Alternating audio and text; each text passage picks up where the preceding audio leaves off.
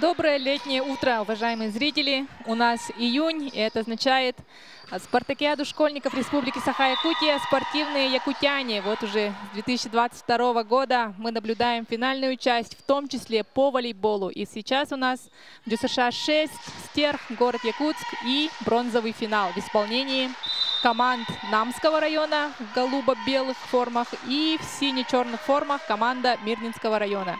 С вами комментируем эту встречу Татьяна Иванова и Светлана Муратова. Добрый день, уважаемые любители волейбола.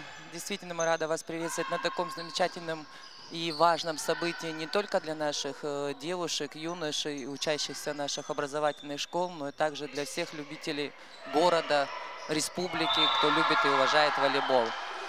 В данный момент мы действительно видим бронзовый финал, который девушки... Первое очко, да, записали намцы красивым блоком. Вот. Давайте мы, наверное, представим, да, команды. Команда города Мирного в основном составе это Алиса Бургалова, 3-й номер, Ольга Белуш под номером 6, Элеонора Токтарбаева, номер 11, Анастасия Казарина, номер 12, Ангелина Войтова, номер 14, Милена Самарыч, номер 15. Либера команды Маргарина Кондрашова. Тренер Непша Лидия. Также представляем стартовый состав намских девушек. Сейчас они в атаке, хорошая скидка. Вот самая высокая, мы видим центрального блокирующего под номером 9 Саина Васильева. На связке у них Мелисса Зарянова под номером 12. Также капитан команды Иванова Джулиана. Обратите внимание на ее игру под номером 5. Сегодня играет. Под номером 10 Иванова Мичия, самая молодая в составе основном 2012 года. Номер 10 Иванова Мичия, тоже запоминаем. Также Анжелина Попова, номер 8. И Саина Васильева под номером 9, да, мы уже говорили. Главный тренер Диана Готовцева.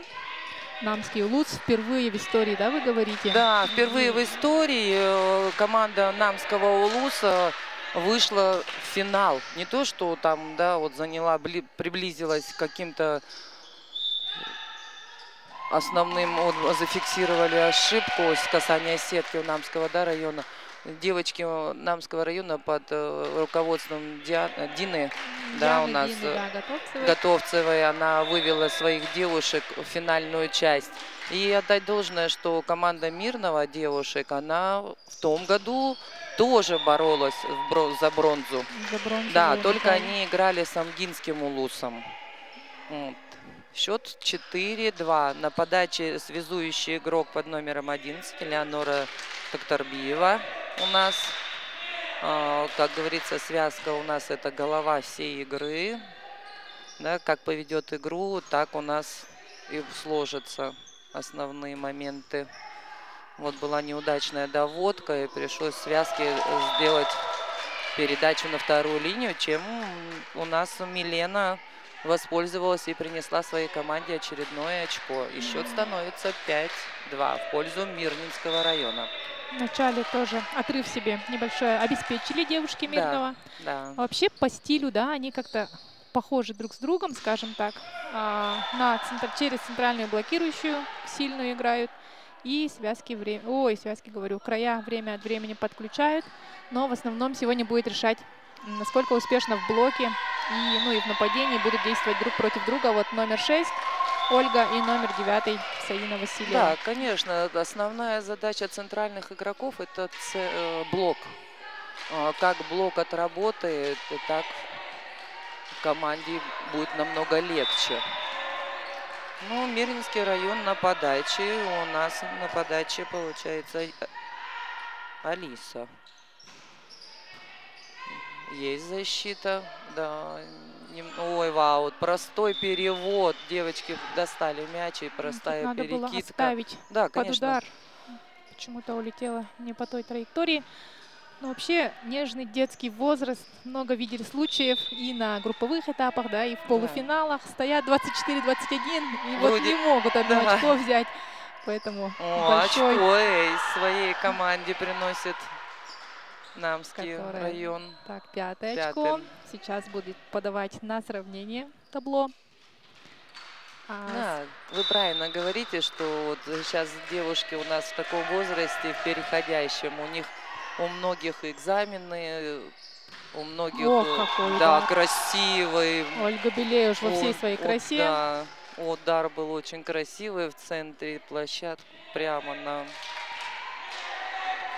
Да, вот обратите внимание, вот игрока под номером 6 на Ольгу, которая сейчас принесла своей команде эйс, очередное очко. Она кандидат в сборную Республики Саха-Якутия по 2010 годам. Ну вот ее не заметить невозможно, она очень сильно выделяется в своей команде, напоминает Арину Федоровцеву, да, сборной России. Высокая, светленькая, постоянно в атаке. Так, тут немножко на подстраховке не поработали намские девочки.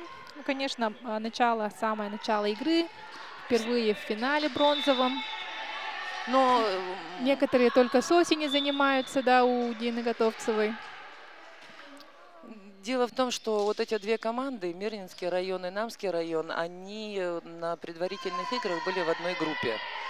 И они между собой уже встречались. В тот момент, да, Мирный обыграл Намский район со счетом 2-1.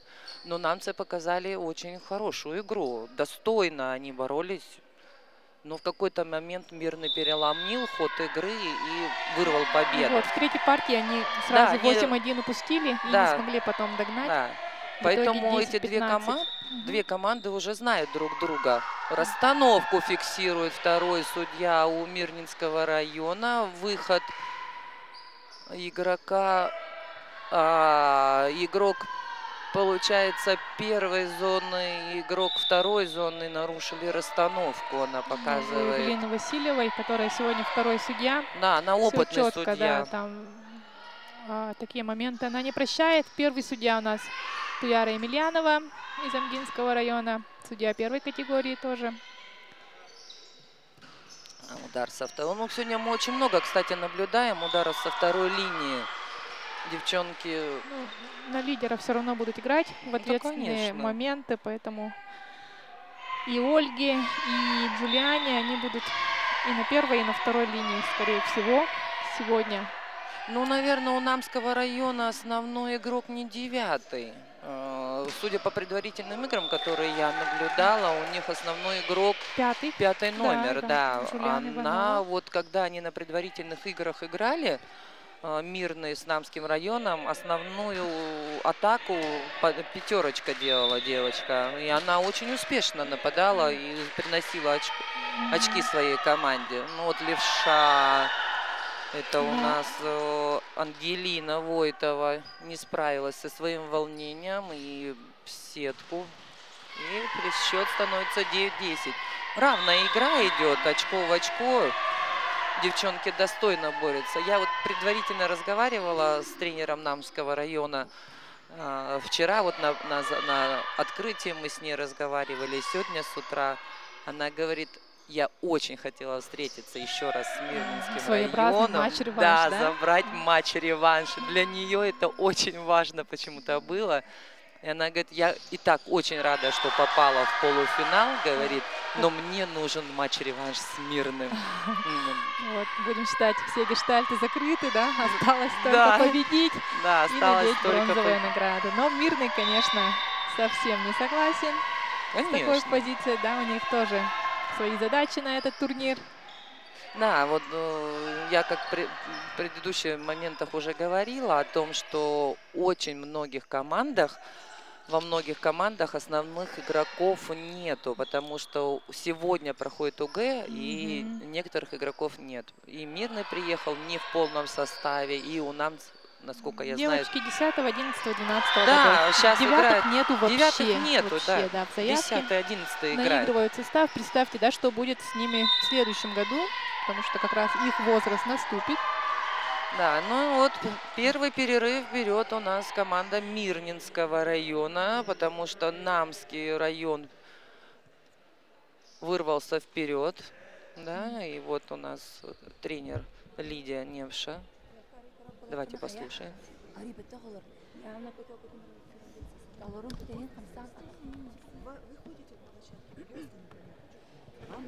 немножко не слышно нам, что она говорит, да? Лидия Юрьевна, Ну, далекого 98-го года да, Лидия тренирует Юрьевна очень опытный детей тренер. Да. Мирнинского района, да. Она и парнями занималась очень успешно, и девушками. Сейчас она дала наставления своим девчонкам, чтобы те, насколько я вот видела по игре, да, чтобы они чуть-чуть быстрее двигались ножками в защите и отрабатывали блок.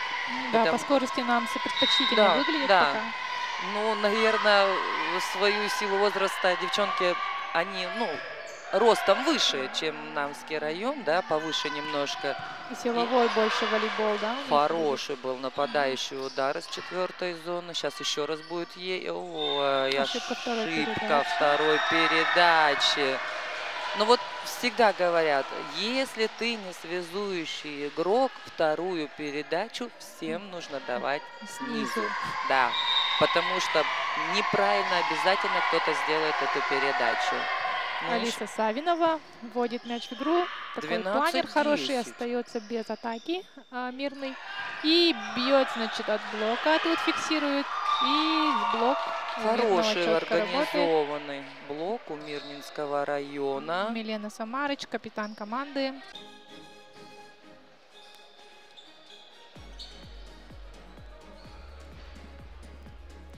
Добрый день, уважаемые зрители, любители волейбола, спорта. Мы вновь возвращаемся на площадке спартакиады школьников «Спортивные якутяне» 2025 года, где оспаривают бронзовые награды. Финалисты данной спартакиады – это у нас в белых спортивных формах команда Амгинского района и команда Татинского улуса. Добрый день еще раз, уважаемые любители волейбола. Мы рады вас действительно приветствовать на нашем бронзовом финале. Представляем стартовый состав Амгинского улуса. Да, сразу стартовые составы перед вами были, а мы назовем тех, кто вошли в 6 сильнейших и начнут первую партию на площадке с основного состава. Николай Осипов под номером 1, Саян Неустроев номер 3, Эдик Рахменкулов номер 4, Артем Илларионов номер 6, Владислав Алексеев номер 7, капитан команды. И также Степан Константинов под номером 9, под номером 11 Родион Стрекаловский.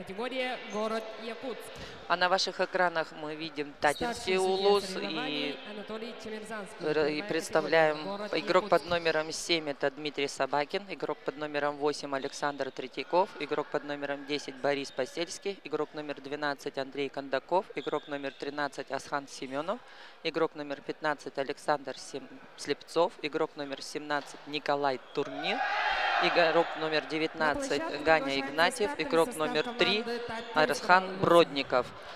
Матч судит. Первый судья у нас Гаврил Захаров, первый судья. И второй судья Аркадий. Номер 17 Турнир Николай, капитан команды.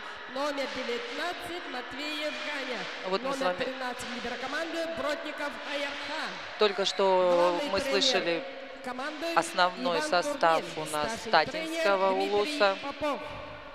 Вот, а сейчас нам представляют Амгинский стартовый состав. Номер 1 Осипов Николай, номер 3 Неустроев Саян, номер 4 Пахментуров Эдик. В составе амгинской команды просим обратить внимание на игрока под номером 3 Неустроев Саян. Он сегодня в амплуа доигровщика.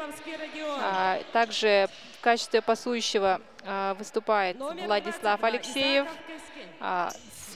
Смотря как он поведет игру, так и будут играть его нападающие. И самый высокий у них центральный блокирующий Стрекаловский Родион с ростом под 190 сантиметров. И главным тренером команды выступает Александр Федотович Капитонов, опытный тренер с 2016 года в Амгинской ДЮСШ, живет в Амге и работает во благо развития амгинского волейбола.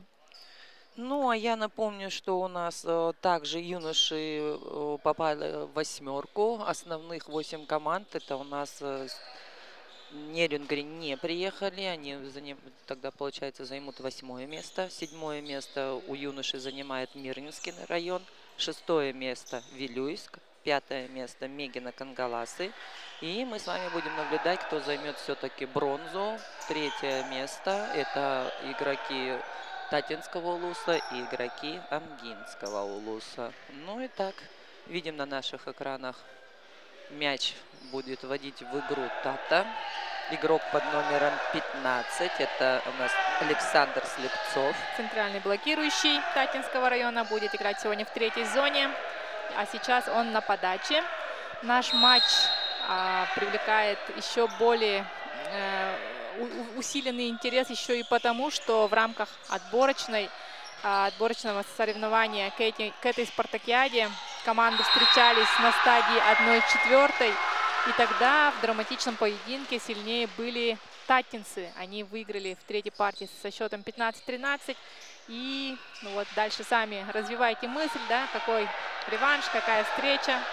Ну, конечно, с некоторыми нюансами, потому что лидер Татинского района Эдик Туласынов, как прилежный девятиклассник, поехал сдавать ОГЭ по обществу знанию, да? Да, сегодня общество знания. И, ну, таких значимых потерь в составе АМГИ нету, хотя Антон Никитин из Абаги тоже уехал сдавать экзамен.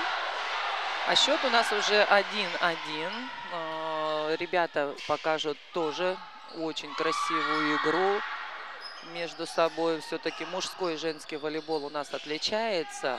Мужской более силовой вид у нас. Красиво, да, забивает у нас, да, Коля Турнин. Это родной сын главного тренера Ивана Герасимовича Турнина. И сегодня он будет на острие атаки с 4-й зоны.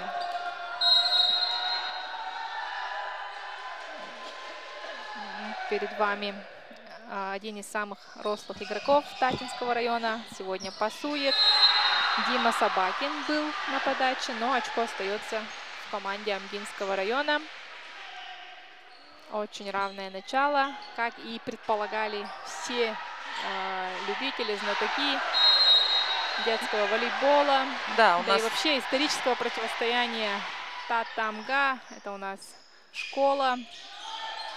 Хорошие две школы, да, сильные, да, очень года. сильные две школы Татинского района и Амгинского района. И поэтому ребята, ну, во-первых, уже не первый раз встречались, конечно, между собой, знают друг друга, кто как играет, да, прекрасно понимают, кто на что способен.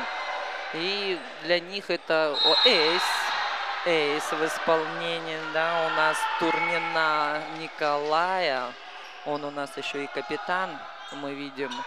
Вот, для него это тоже очень важно. В первую очередь, наверное, то, что он все-таки сын главного тренера, да, у нас Ивана Турнина. Для него, наверное, двойная ответственность лежит на нем. Вот. И хороший перевод по первой зоне. Блокаут отыгрывает Амгинский район. Как раз Саян Неустроев, о котором мы в самом начале партии говорили. Вот, является лидером. И по признанию тренера у него еще самый устойчивый характер, оказывается. Самый бойцовский характер, говорит Александр Капитонов у Саяна. Ну, сейчас посмотрим, понаблюдаем все вместе с вами. Хороший перевод по 5-й зоне. Обыгрывает двойной групповой блок. У нас Амгинский район. И счет становится 4-4. Вот мы видим, да. Заявка, да? Заявка на 3 партии. Самых уже первых такая. Розыгрышей. Ну, мы с вами как предыдущую игру наблюдали, да. Ну, игра шла равная, кто кого. И, как правило, вела одна команда, да, а концовка все-таки оставалась за другой командой. Мы это сейчас только что наблюдали. Да, можно так сказать. А тут прямо даже ничего пока не скажешь. Самое начало первой партии. Игра за бронзовые медали спортивные якутяне 25-го года. Да, выбитый прием, но игроки Амгинского района оставляют мяч в игре. Блок цепляет, штрафуют. либеро на месте. И будет еще Саян со второй линии атаковать. Накат. Неожиданным, да, оказался. Хорошо укоротил. Накатил. Да, в котел произошел накат. Удар был со второй линии. Вот смотрите, вот он, да, Саян повтор. перед вами на экранах. Ну, вот такая прям достойная атака. Вообще ребята, конечно, мощно играют. Я хочу, наверное, еще раз подтвердить тем самым, что волейбол в Якутске намного вырос. Ребята более стали подбирать все-таки уже высоких игроков, а те, которые, ну, пониже, да, игроки, они более стали силовые и прыгучие. Да, уже на качество сейчас Да, работают. да. Количество, можем сказать, что достаточно набирается, да, целых. Да. Ну, в одном Якутске сколько на базе всех ДЮСШ функционирует. Также клубы Марита, например, можем выделить. И в районах там 2 состава точно набирается во всех районах, которые сейчас вышли в финальную часть. И нельзя сказать, что те, которые остались за бортом наград полуфиналов, они очень уж сильно уступают. Там все на тоненького, да, на решающих моментах решалось. Вот Мегин и Кангаласки могли спокойно в полуфинал выйти. Ну, вообще, Мегин Кангаласки очень сильная тоже школа. Да, там вот Аял, да, тренера у них, вот новый тренер, молодой Аял у них тренирует ребят. Да, Аял Аргунов у нас Аргунов. 3-й год. Он очень хороший тренер. И как игрок сам, вот я его знаю как игрока, и как тренер очень грамотный, хороший. Ну, привел основную команду к золоту республики и с ребятами очень плотно тоже работает. Мы будем тоже ждать от мегинцев в следующем году наград. А пока смотрим, болеем за амгинских и за татинских ребят тоже. Ну, еще могу сказать, что в этом году мы с вами не наблюдаем первый раз, наверное, да, за все время намскую команду, мужскую. Ребята из Намского района не попали в финал сильнейших, когда они всегда были. Ну, намские. Там смена тренера, смена поколений, да, можно там навскидку. И будем считать, что Тимур Константинов скоро уже выведет. Покажет себя, да, и выведет свою детей. команду. Да. Тем более, что девочки у них заняли сейчас бронзовое 3-е место. Да, мы еще раз их команду поздравляем. Намской ДЮСШ, Дину Готовцеву тренера с успехом таким серьезным, да, в этом возрасте. Бронзовые награды. А у нас первый перерыв вперед команды Татинского района. Парни заряженные, настроенные, построенные, возвращаются на поле. Счет у нас 9-6. Да, впереди ангинские ребята. У нас болельщиков у нас прибавляется. Мы слышим, да, как у нас болельщики болеют. И ошибка. Ну, к сожалению, Степа Константинов не справляется. Да, вот после перерыва как раз на подающего был взят перерыв. Воспитанник Амгинской ДЮСШ Степан Константинов, 2009 года рождения. А сейчас на подаче Ганя Матвеев. Хорошая доводка, передача, узковатая передача была во вторую зону. Игрок не смог обработать у нас мяч и тем самым ошибся.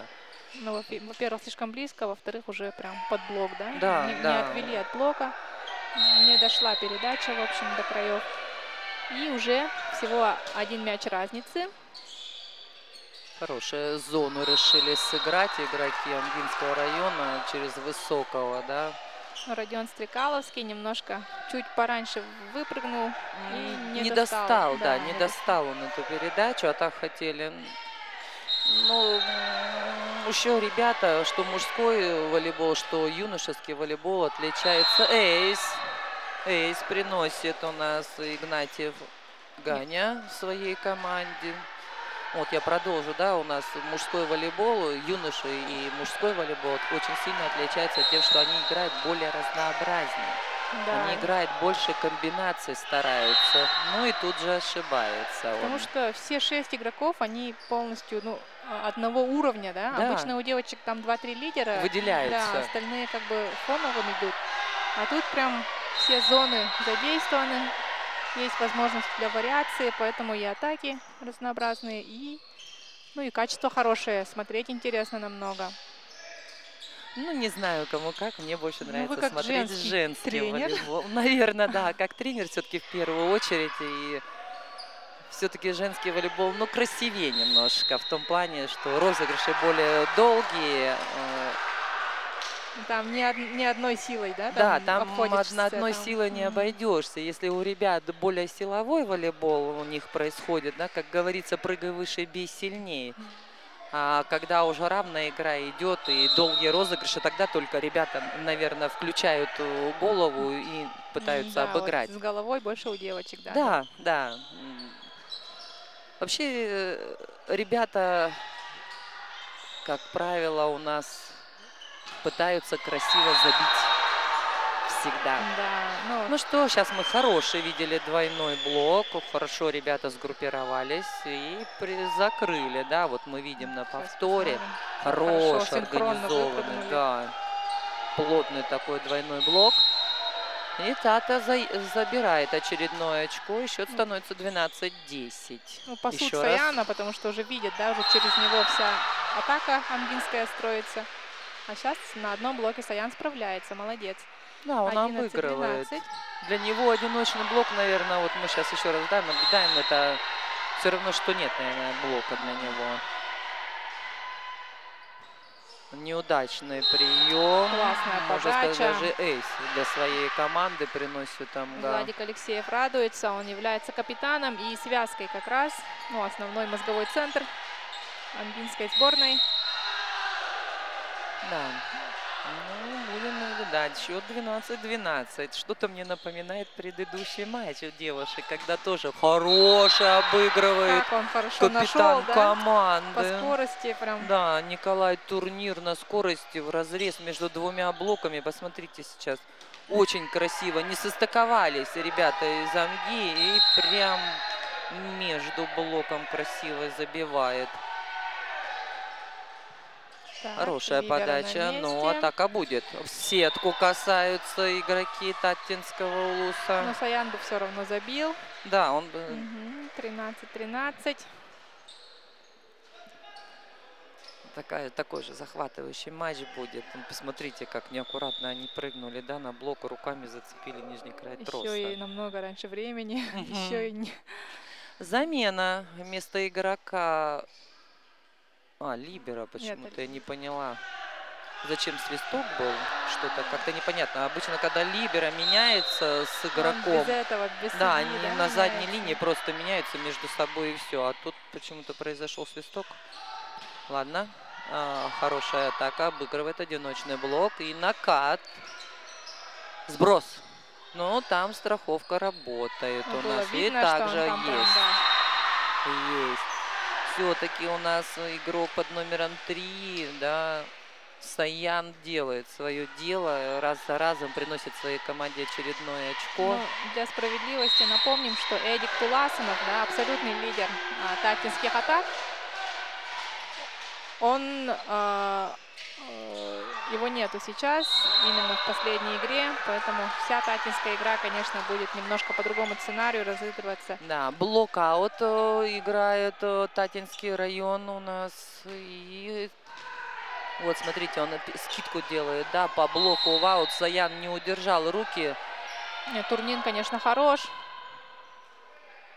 Хорошая передача в центр площадки. Была заигран взлет, накат. Удерживает. Еще очередной розыгрыш. Через четвертую зону. Отыгрывается, как говорится, да, отыгрывается. Никак не могут игроки Татинского района сыграться с центром. Не получается. Ну, потому что вот Эдика нет, как раз из замены игрок. Ой, хороший какой удар был. Класс. В шестую зону, да. Диагональный.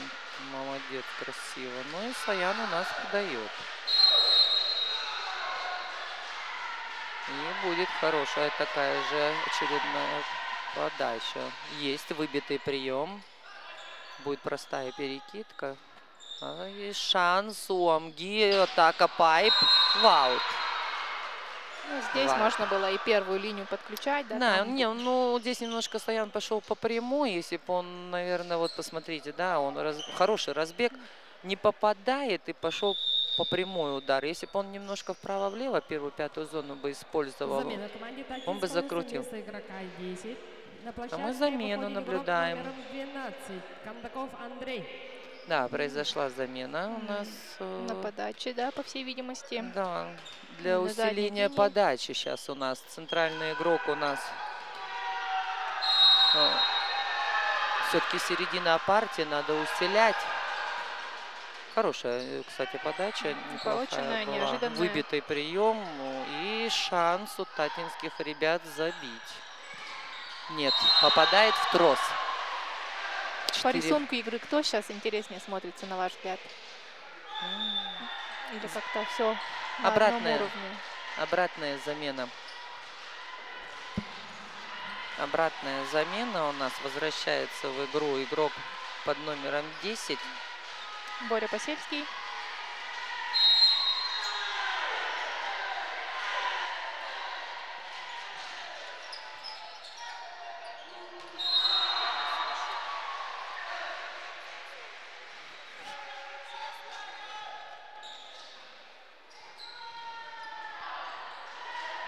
Счет у нас 17-15. Да.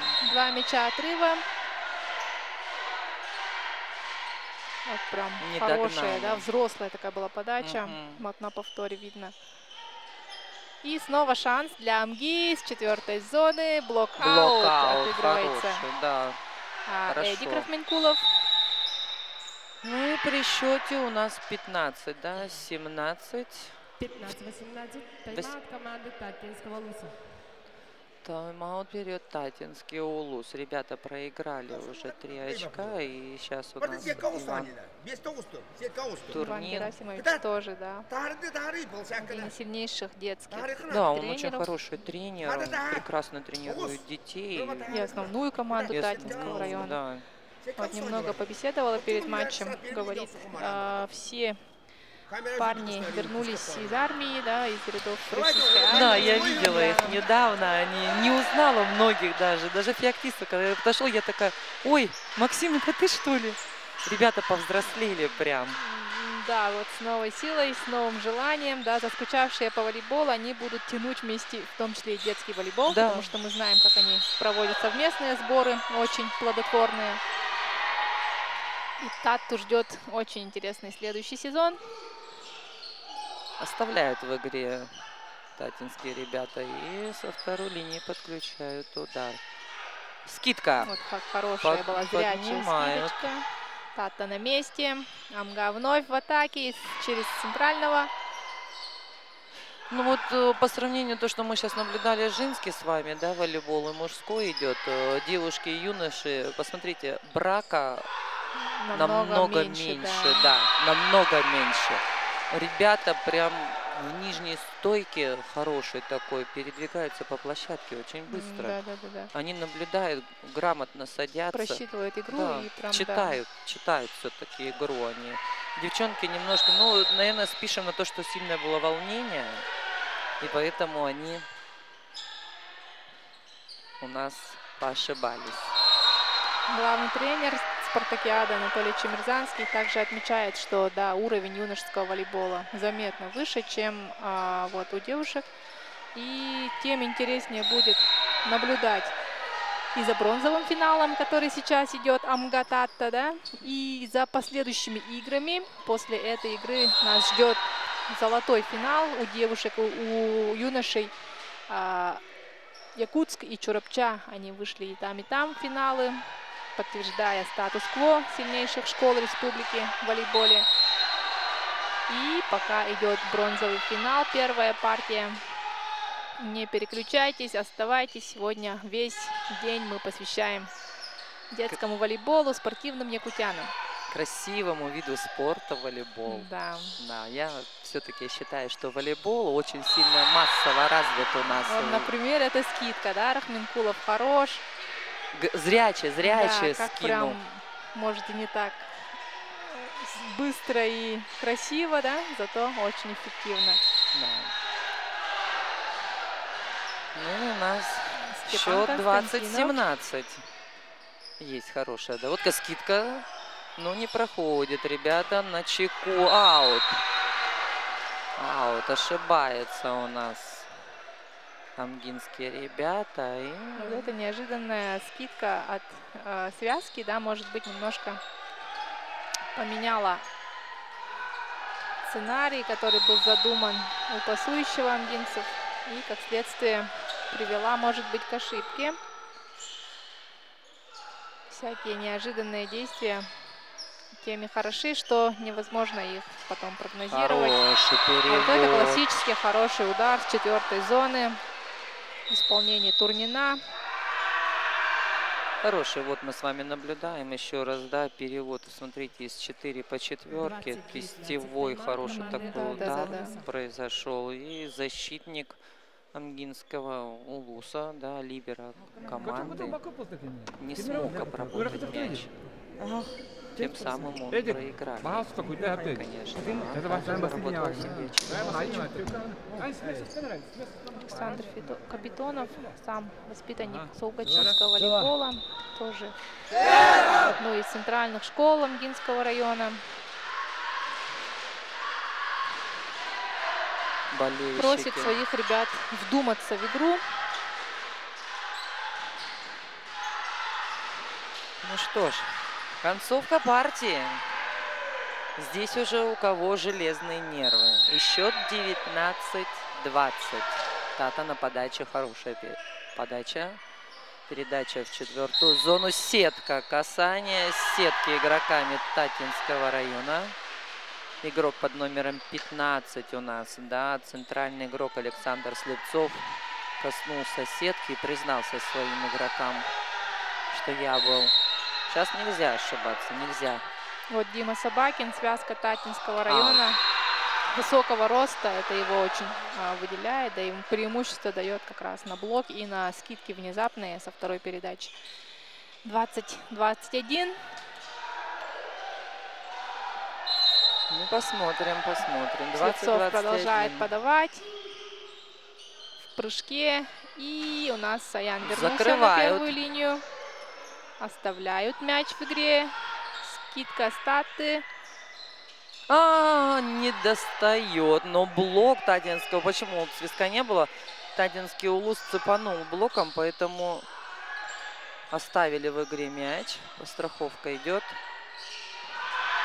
А тут уже проиграли, да. Борис Посельский, как раз вот, который вместо Эдика Туласынова сегодня за главного центрального играет. Он перепрыгнул. Сейчас мы с вами наблюдали. 185 сантиметров у него рост. Ну вот, ненужная тут ошибка. Же ошибается, да. Концовка партии 22-21. Сейчас нельзя ошибаться. Вообще нельзя ошибаться. Это такая игра напряженная. Всю партию ребята очко в очко идут. Друг друга догоняют, обгоняют. И скидка очередная. Но сейчас уже скидки. У Амги защита построена очень грамотно, правильно. Так же, как и у Таты, конечно. Посмотрите, да? Да, скидки не проходят. Похожий у них стиль игры. Да, они подвижные, выдвигаются правильно, садятся. И блок работает высокий, все-таки 190 И вот это рост. командное движение, да? Да. Все вперед, все назад. Они постоянно заходят, выходят. Ноги задействованы все время. Так, будет атака. Вау. Закрыли. Вот это и есть высокая связка, да? Да, наверное, первый раз за всю первую еще партию колесо нас делает. Саяна закрывают, да?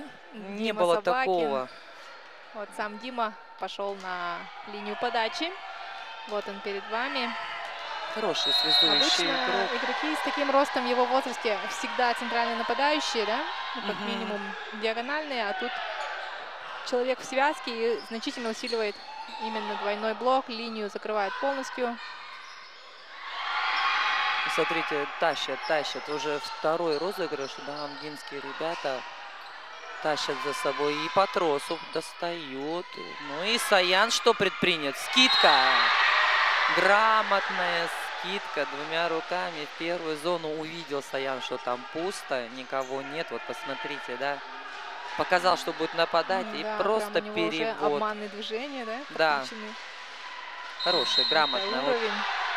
Вот то, что я говорила, да, в начале партии будет силовой волейбол, а в конце уже начнется грамотно. Это как да, кто меньше ошибется, кто больше будет думать, смотреть. А тут уже как-то невынужденная ошибка. 23-24. Да. И очень сейчас волнительно Николаю Турнину. Ну, Но он справится. он справится, он подаст, да. Он весь пропитан волейболом и дома, и в зале, да, скажем так. Хорошо, защита работает, и накат будет. И есть у Амги шанс. Саян, нет, не Саян. Есть! Вау! Вау! Не попадает. Да? Хотя полплощадки прям была пустая зона, да, была. Он 24, правильный такой перевод команда сделал. Минского Луса. Ну вот и наш уровень, до который мы хотели, который ждали и вы, зрители. Мы уверены, что 24-24 не оставит равнодушным ни одного ценителя волейбола. Это всегда уже космический уровень. В первую очередь эмоций, психологической подготовки. Да, вот сейчас наши тренера Иван Турнин объясняет своим ребятам, что надо сделать, как правильно закончить эту партию, потому что все-таки счет 24-24, и эта первая партия очень важная. Да, вот как раз. Очень важная для одной или второй команды. Это как стимул для второй партии. Кто выиграет первую партию, им будет немножко проще во второй партии. А тот, да, посмотрите, как хорошо Амгинский Улус использует первую зону. Да. Вот только что Турнин сказала, да, тренер, о том, что первую зону надо караулить. Вот. И в очередной раз они ее бросили. А амгинские ребята воспользовались. Так, Саян на подаче, но ребята справляются. Скидка не сработала, потому что подстраховал сам себя. Не попадает, да. Не попадает. Ну, между прочим, скидка-то была правильная. Конечно. Первая партия со Да. счетом 26-24 выиграла команда Ну и со счетом Минского Луса. 26-24 первую партию забирают ребята из Амгинского района. То ли еще будет. У девушек состоялся бронзовый финал, где тоже в 3 партиях команда Намского района выиграла у команды Мирнинского района. Да. Сейчас у нас игра за 3-е место. Команда Амги делает первую заявку на медали. 1-0 ведут они по партиям. Вот они перед вами. И мы Ну, продолжаем ребята довольны, смотреть. да, немножко между собой. Они все-таки удержали эту партию. Всю партию. Когда выполняется установка тренера, да, вот Да. зрячие скидки, он же там сказал, вдумайтесь, и не насилуем, а именно на точность он поставил и, получается, выиграл. Да, ну вот, как я и говорила, да, в начале партии будет у нас силовой волейбол, а в конце партии будет уже грамотный Да, волейбол. вы прям очень точно Вот предугадали, что и знали. произошло у нас. А Турнин индивидуально работает с пасом, со связкой. Причем, что вот показывали, да, когда был перерыв, Турнин им 2 раза сказал: держите первую зону. Скидки идут туда, да? И 2 раза туда и бросили. И туда опять их забросали. Ну, не должно быть так. Если одна команда вот выполнила установку тренера Амгинского района, то ребята статам нужно немножечко прислушаться. Все-таки как-никак Иван Турнин грамотный тренер. Четко Мне вообще в подсказывает. целом очень жалко тренеров в эти моменты. Когда ты прекрасно все видишь, а дети... Не могут это Да, исполнить, вот да. именно. Нам со стороны кажется, это так легко. Ну возьми ты, передвинься туда, да. Ну что ты не видишь, что ли, он туда идет скидка. А в игре это совсем по-другому. Со стороны намного виднее. В игре вид игры другой совершенно. совсем другой. Да, да. Ну и все-таки еще отдать должны это все-таки дети. Вот Дети. именно, что дети, да, и там им очень важно тон подобрать, да, там какой-то момент подходящий использовать. Да, психологически очень много надо с детьми работать, а так как у нас ребята до 16 лет, да, сейчас в данный момент 14-15-летние, это такой переходящий возраст, у них у всех уже состоявшееся Обостренное такое, восприятие. да. Немножко искаженное может быть. Ну вот и мы на экране Да, появились. ваши комментаторы Татьяна Иванова и Светлана Муратова. И Айталина Тарабукина у нас режиссер трансляции. НВК Саха показывает сегодня весь день детский волейбол в рамках спартакиады школьников «Спортивные якутяне». Возвращаемся на площадку. У нас вторая партия в исполнении Татинского района, они в черных майках, и в исполнении на Амгинского района, которые сегодня белыми играют. И сейчас 1-0 ведет команда Амги. Гаврил Захаров, лучший судья чемпионата республики среди основных игроков. Сегодня судит в качестве первого судьи эту игру. И подача со стороны амгинцев сейчас полетит. Эдик Рахменкулов, тоже один из лидеров атак. Хороший блок. Ставит, через да, большого игрока. Посмотрите, да, два Нет, раза что по татинские. линии перевести. Да, татинские ребята 2 раза пытаются пройти через самого высокого игрока. 190 сантиметров. 190. На данный момент на площадке он самый высокий. И они 2 раза пытались пройти через него. Как правило говорится, ищи маленького и ходи через него. Ну, конечно, высокому, нормальный. Сетка. Да ты что ж ты будешь делать? Такой мяч. Смотрите, Татинский район сейчас решил использовать ту же тактику, что и МГА. Закидывать в первую зону. Так, сейчас посмотрим, как это А у него сработает. это не произошло, не получилось. Вот сейчас на экранах нам показывали повтор. Аут. Аут. Конечно, аут.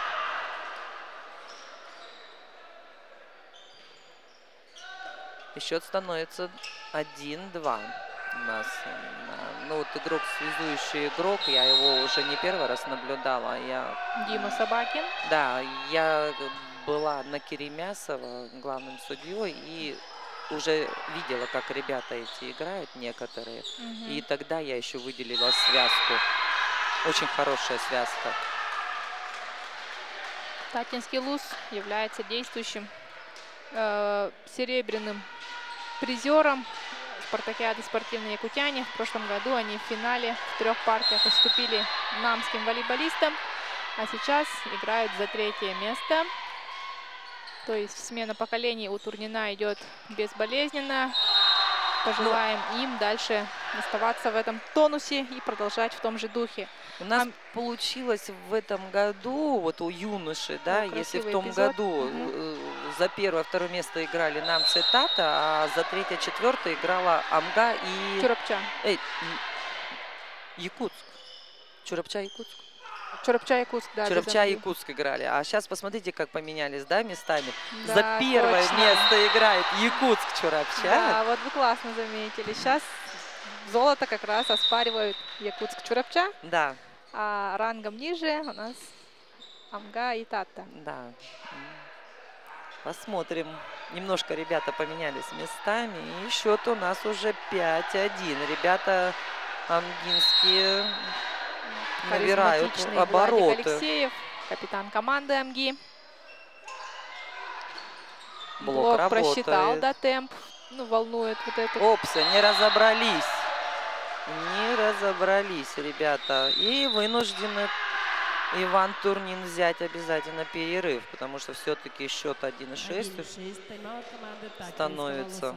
Вот когда обидно упускаешь первую партию, всегда сложно собраться немножко в начале второй партии. Сейчас нужные слова. Да богу в уши. Да, подберет Иван все-таки нужные слова своей команде, объяснит, в чем их ошибка, что нужно сделать и как правильно все-таки построить игру, чтобы догнать и выиграть. Напомню, что игра идет до 2 побед, и первую партию татинские волейболисты уже проиграли у нас. Вот. И амгинские ребята все-таки уже у них преимущество больше, чем у татинских. Ребята Тате надо догонять. Ну и защита работает. И Саян накатом, переводом, в очередной раз перевод по первой зоне. Пустую зону, которую он использовал в первой партии. Вот посмотрите, да, он не сильный накат, перевод идет в очередной раз туда. И он приносит своей команде очко. И счет уже 7-1. Хорошая доводка. Ошибается. Ошибается у нас все-таки Николай Турнин. Не проходит атака из второй зоны.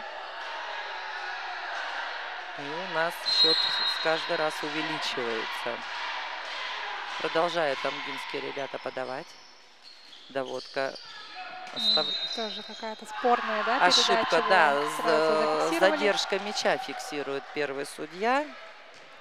Ну, была, я тоже могу сказать, что была ошибка, конечно, у него. Но, как правило, у нас игроки никогда не согласны, когда против них что-то свистят. Игроки всегда думают, что их немножечко подсуживают. Да, засуживают. Хороший удар. Вот. Кураж на экранах. Да, на кураже, ребята. Надо ребятам срочно, татинским парням, собираться. Они очень сильно уже начинают уступать. Какие-то небольшие разбирательства идут у тренера со вторым судьей. А амгинские ребята Владик подают. Алексеев, да, ему хоть бы хны, подает. Ну, у них преимущество, посмотрите, 10-1, и молодцы, тащат, борются за каждый... сетка. Ребята амгинские касаются. Между собой они столкнулись, и, получается, друг друга в сетку затолкали, да. И ошиблись. Ну, счет 2-10. Посмотрим сейчас, что будет дальше у нас. Вот, ну, у нас на подаче. Какой ветер должен подуть, да, чтобы Тата вернулась в свое русло и уже отпустила мысль о том, что их лидера нету, они-то привыкли через него нам он играть. показывает небольшую замену, что-то произошло с игроком под номером 7 у нас, да, с Дмитрием Собакиным. Он подходил к медицинским работникам. Хорошая подача, нужная. И подрастерялись амгинцы. Не разобрались между собой, мяч-то подняли, а вот доиграть, вот смотрите, видите, либера и игрок между собой, они... Ну, так, Турнин с подачи будет стараться усложнять жизнь амгинским соперникам из Амги. Сам же Коля со второй линии приносит мощнейшим ударом. Да, именно очко с удара было очень важно сейчас набрать. Вот какой хороший раскрытый прыжок. Есть, да. Олимпийский эйс. Эйс, ну, хороший. Амгинские ребята думают, ну, сетка. Цепляет трос. И я уже говорила, что когда мяч цепляет трос, там рикошет непонятный бывает. То близкий, то далеко, то вправо, то влево. И там уже, конечно, тяжеловато реагировать. Через центр проходит взлет у ребят. Они и вынужден перерыв взять. Да, уже совсем другая команда, да, настроение появилось у ребят. И как раз-таки тот самый ветер подул уже по их парусам. Так, и у нас пока перерыв. Давайте немножко ознакомим вас с ситуацией в целом. У нас завершается спартакиада юные якутяне, которая проводится с 2022 года. Собирает каждый год лучшие 8 команд. Финальной части. Финальной части, да, которые проходят предварительные отборы в марте месяце. И вот пробившиеся 8 сильнейших, они сейчас... Осталось из них ровно половина, да, 4 команды оспаривают медали. За третье место у нас пока Амгинский район ведет у Таты со счетом 1-0 по партиям. Но не могут справиться амгинские ребята никак с приемом, и Тата уже 6 очков себе заработала. Вот как истинный лидер команды, капитан команды Татинского района Николай Турнин продолжает. Нужно сняться, конечно, ребята. Если ребята амгинские хотят выиграть вторую партию, им просто нужно сейчас спокойно сняться с этого. Вот как раз Саян со своей зоны. Да. Это Очень своевременно было, да, сейчас. да, они простояли 6 очков, это очень тяжело вести, да, 10-1 вести и простоять столько. Ну, посмотрим дальше. Я так... Ох, нет, нельзя так было ошибаться. Кросс, значит, пока на стороне татинцев сегодня. Да, в этой партии, во второй, трос помогает татинским ребятам у нас.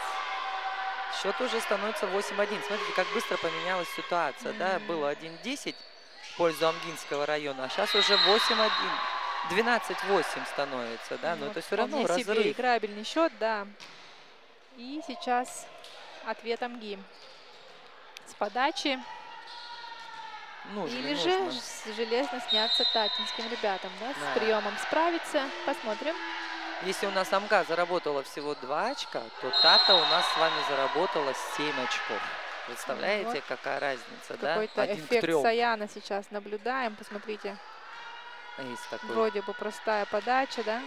Ну вот этот мяч, конечно, либеро должен был принять, должен да. был, да, сыграть. Это его преимущество все-таки.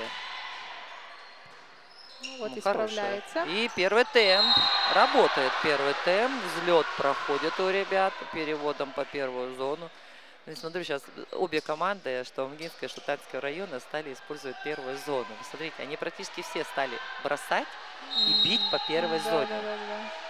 Но, как правило, у Амги это мало проходит, да, а у татинских ребят почаще это проходит. Ну, с таким трудом татинские ребята заработали себе очко очередное и тут же проиграли на подаче.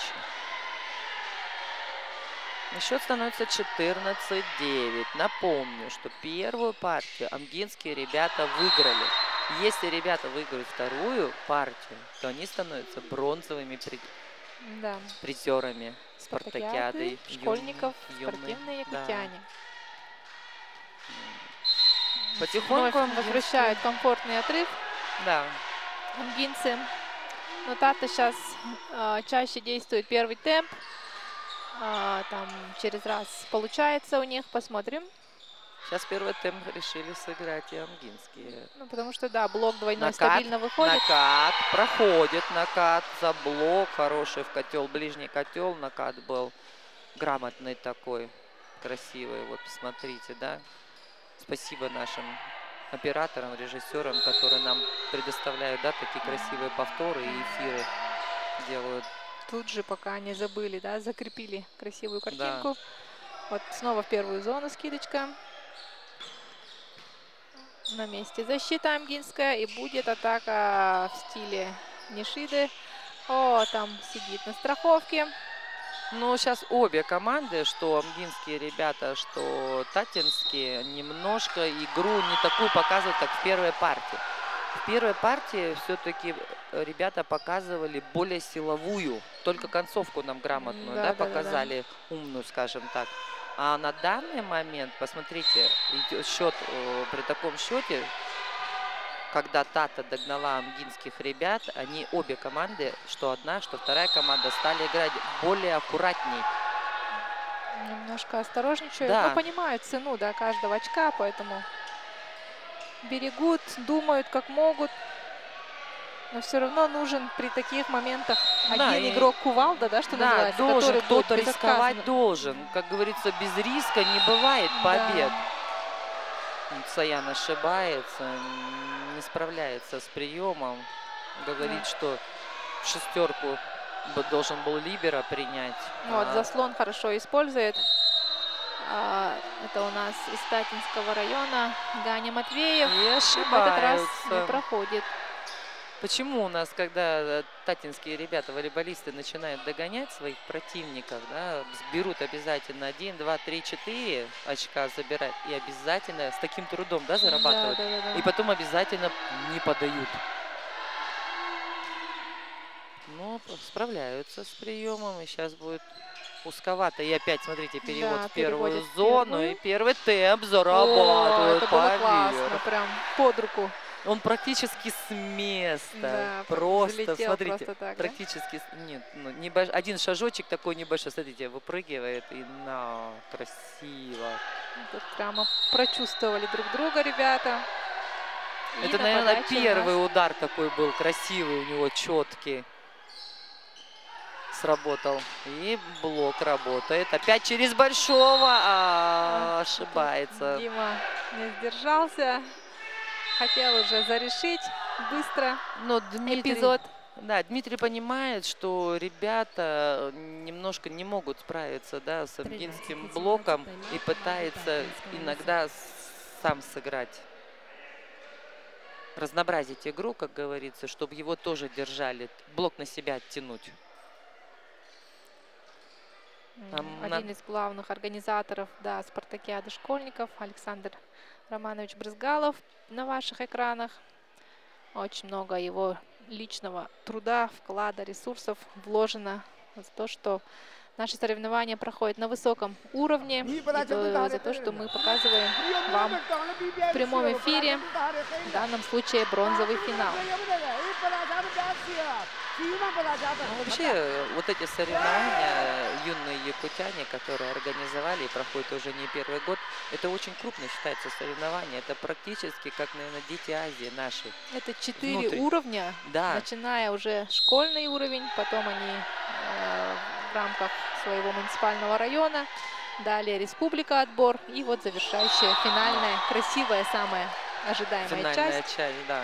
И вот благодаря вот этим соревнованиям волейбол все-таки растет, конечно. Не только волейбол, да. Напомню, что на Много данный видов спорта, момент да. у нас идут соревнования по 5 видам спорта, да. Это борьба, бокс, легкая атлетика, волейбол и масс-рестлинг. Вчера было красивое открытие. Открытие, да. Я присутствовала, смотрела, наблюдала за открытием. Ребята, зажжение огня было прям...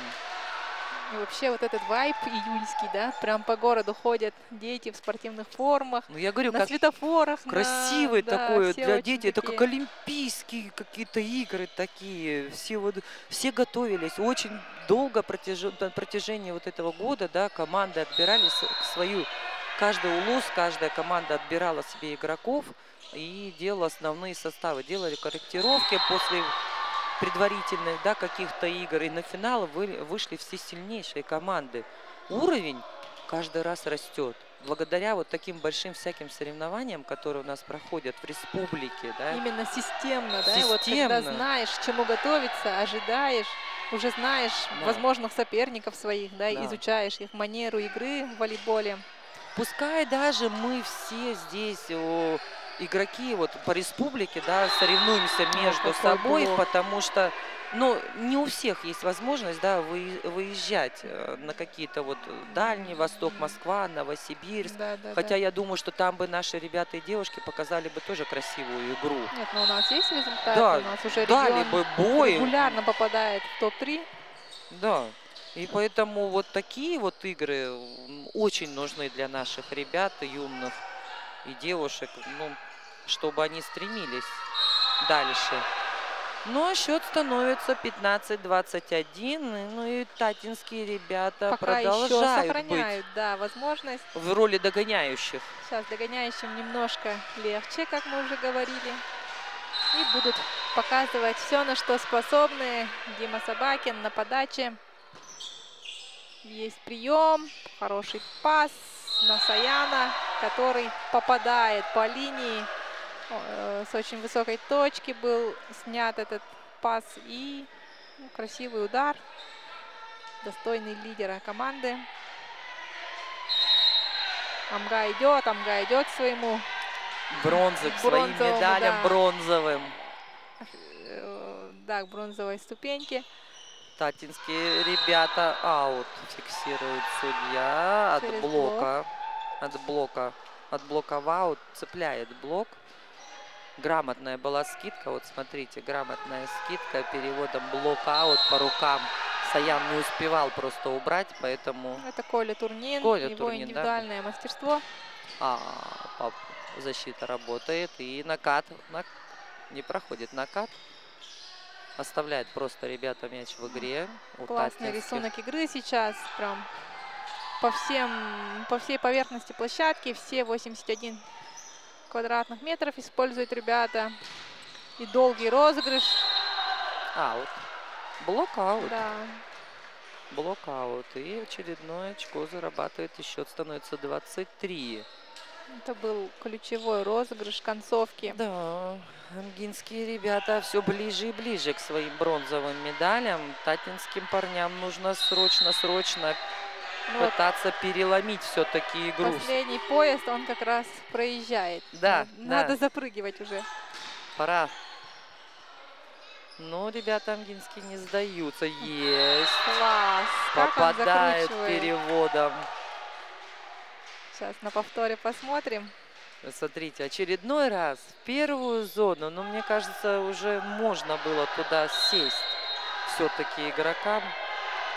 Уже оставить эту шестую зону. Владимира Окорокова напоминает Саян, да? Да, такой же да, кстати, низкий, вот хотела. прыгучий, вариативный, светленький. Но у нас, кроме Окорокова, еще и Николай Павлов был такой. Но он не амгинский, он зять амгинский. Да, да. И счет точка. становится 25-16 в пользу амгинского. И выигрывает бронзовые медали у нас Амгинский район. Мы поздравляем Амгинскую школу, всю Федерацию Амгинского района, тренера главного Александра Федотовича Капитонова. На ваших экранах видите, как радуются ребята амгинские. Главные герои бронзового финала. Амгинские ребята. А мы с вами прервемся сейчас опять на перерыв и будем ждать бронзовый. Да. Нет, финал, женский финал.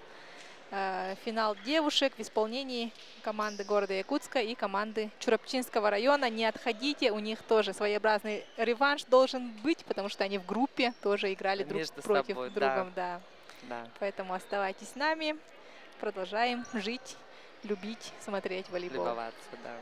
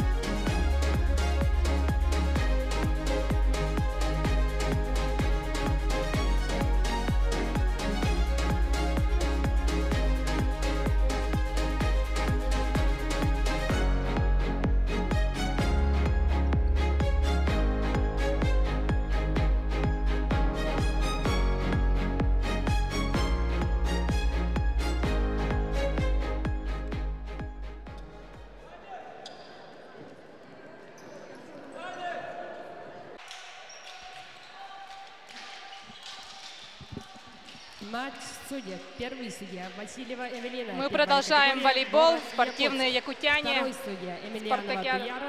Добрый день, уважаемые любители волейбола. Мы вновь рады вас приветствовать на нашей площадке, где мы будем показывать очередной матч, который на данный момент состоится между девушками за золото. Напомню, что предыдущие игры, которые мы с вами наблюдали, это были бронзовые финалы. Девушки у нас играли за бронзу между командами Намцы и Мирный. Бронзу завоевала Намская Улус. Юноши играли за бронзу, это Амга и Тата. Амга обыграла со счетом 2-0. Ну а на данный момент мы с вами наблюдаем, как я и сказала, золотой финал женский между девушками Чурапчинского улуса и столичными девушками город Якутск.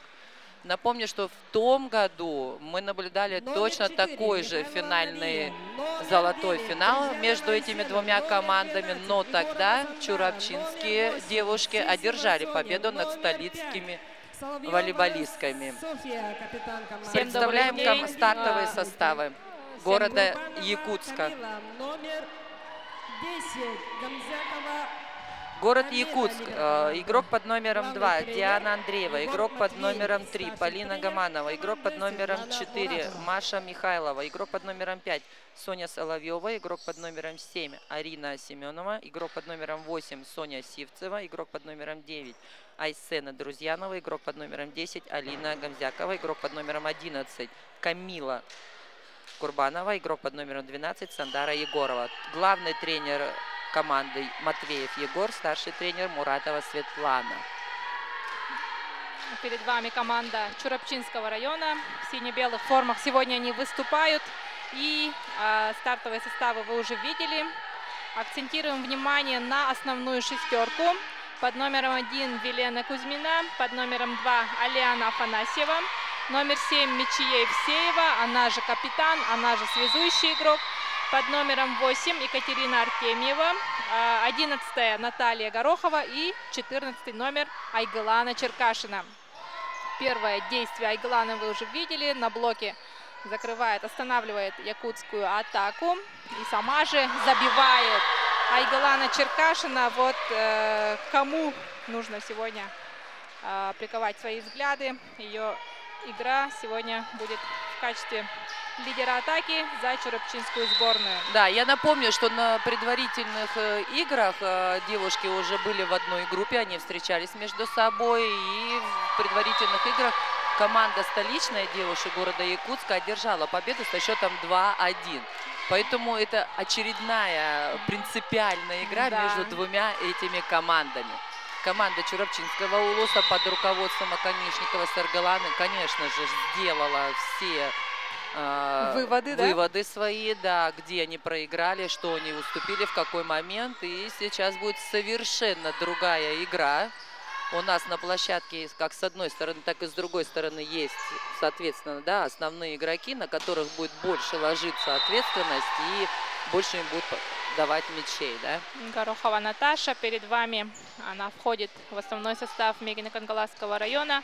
Не попала по длине на ударе со второй линии.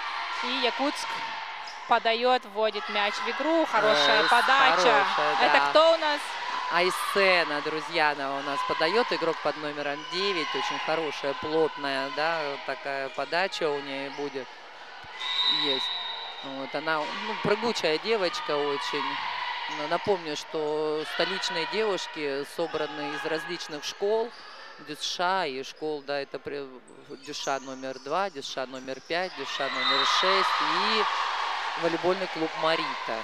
Да, вот. Да, был отбор у столичных девушек, и вот они собрали сильнейших девчонок, которые сейчас и представляют в финальной части сборную. Да, вклад трудовой нескольких тренеров детских города Якутска. И знаменитая Чурапчинская база. Старший тренер Республики Саха-Якутия по девушкам Саргалана Семеновна Конешникова. Сегодня противостояние не только тренеров, да, но и школ различных и вообще городского, сельского волейбола. Обе команды имеют опыт выездов за пределы республики. Ну и достаточно друг друга, конечно, знают манеру игры. Кто будет в какие моменты, куда особенно чаще бить. Да, вот такие нюансы, которые в конечном счете и определяют результат. Да, мы сегодня будем очередную, да, вот мы с вами уже третью игру наблюдаем. Блок вот один в один Черкашина, Соня Соловьева, да? Да, в нападение была Соловьева. Соня — это лидер сборной команды города Якутска. И ее 1 в 1 закрывает все-таки.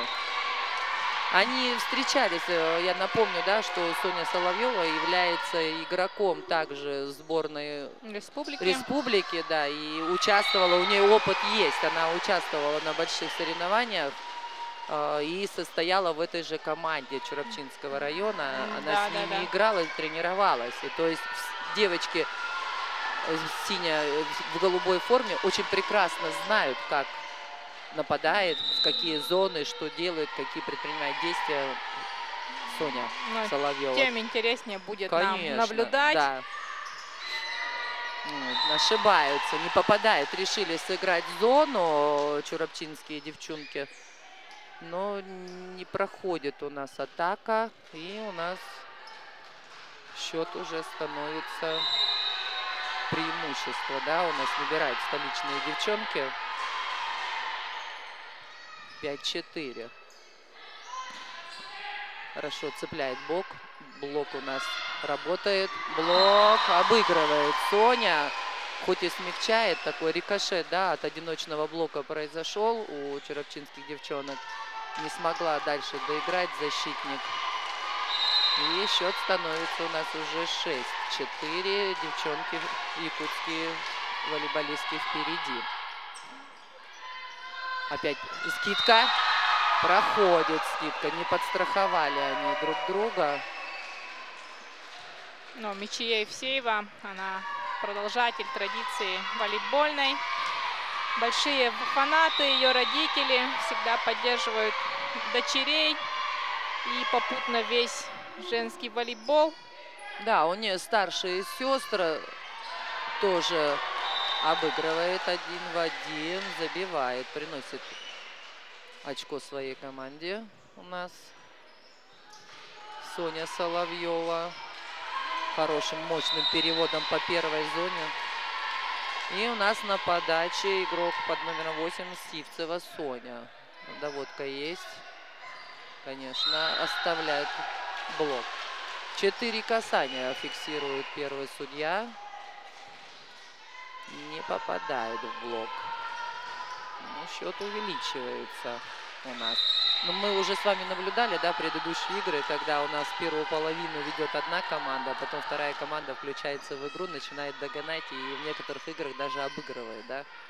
Мы посмотрим, что на данный момент будет есть. Не, мне кажется, в игре Якутск-Чурапча уже какое-то свое другое измерение, да? Да. Не будем ни с кем сравнивать, это у них Здесь уже своя история и свой стиль игры заметно выше. Да. Здесь уже совершенно другая игра по сравнению, конечно, с бронзовым финалом, который девушки нам, да, демонстрировали, намские и мирнинские девчонки. Здесь уже девчонки более такие. В одиночный блок закрывает Мария у нас Михайлова. Наташу Хороший, поймали, да. просчитали этот пас, но как-то не смогла справиться с одиночным блоком у нас Чурапча. Соловьева замена произошла у нас в игру. У нас вступила игрок под номером 3 Полина Гаманова. Эйс. Очередной эйс у нас. Капитан команды Соловьева Соня приносит очень нужное очко. Очень нужное. Нельзя, конечно, расслабляться ни одной, ни второй команде, которые... 4 мяча уже разницы. Но это маленькая разница для такого. Попадает. Перевод по первой зоне. Попадает. И, конечно, счет 7-10. Для этих двух команд так вот разница, вот эти 3 очка, это совершенно что не разница. Здесь ход игры может переломиться в любую секунду. Да, по всей видимости, Велена Кузьмина на подаче. Справляется Якутск на приеме и будет скидочка. А также удар со второй линии. Обменялись, скажем так, мнениями обменялись, да, две команды. Сетку цепляет Мария. На блоке она цепляет. Ошибается столичные девчонки. Но будет очень красивая, захватывающая игра. Мы с вами будем наблюдать очередную принципиальную игру. Какое-то замечание делает первый судья столичным девчонкам. Что-то хорошие, очень хорошие подачи с одной и со второй стороны. Сил так...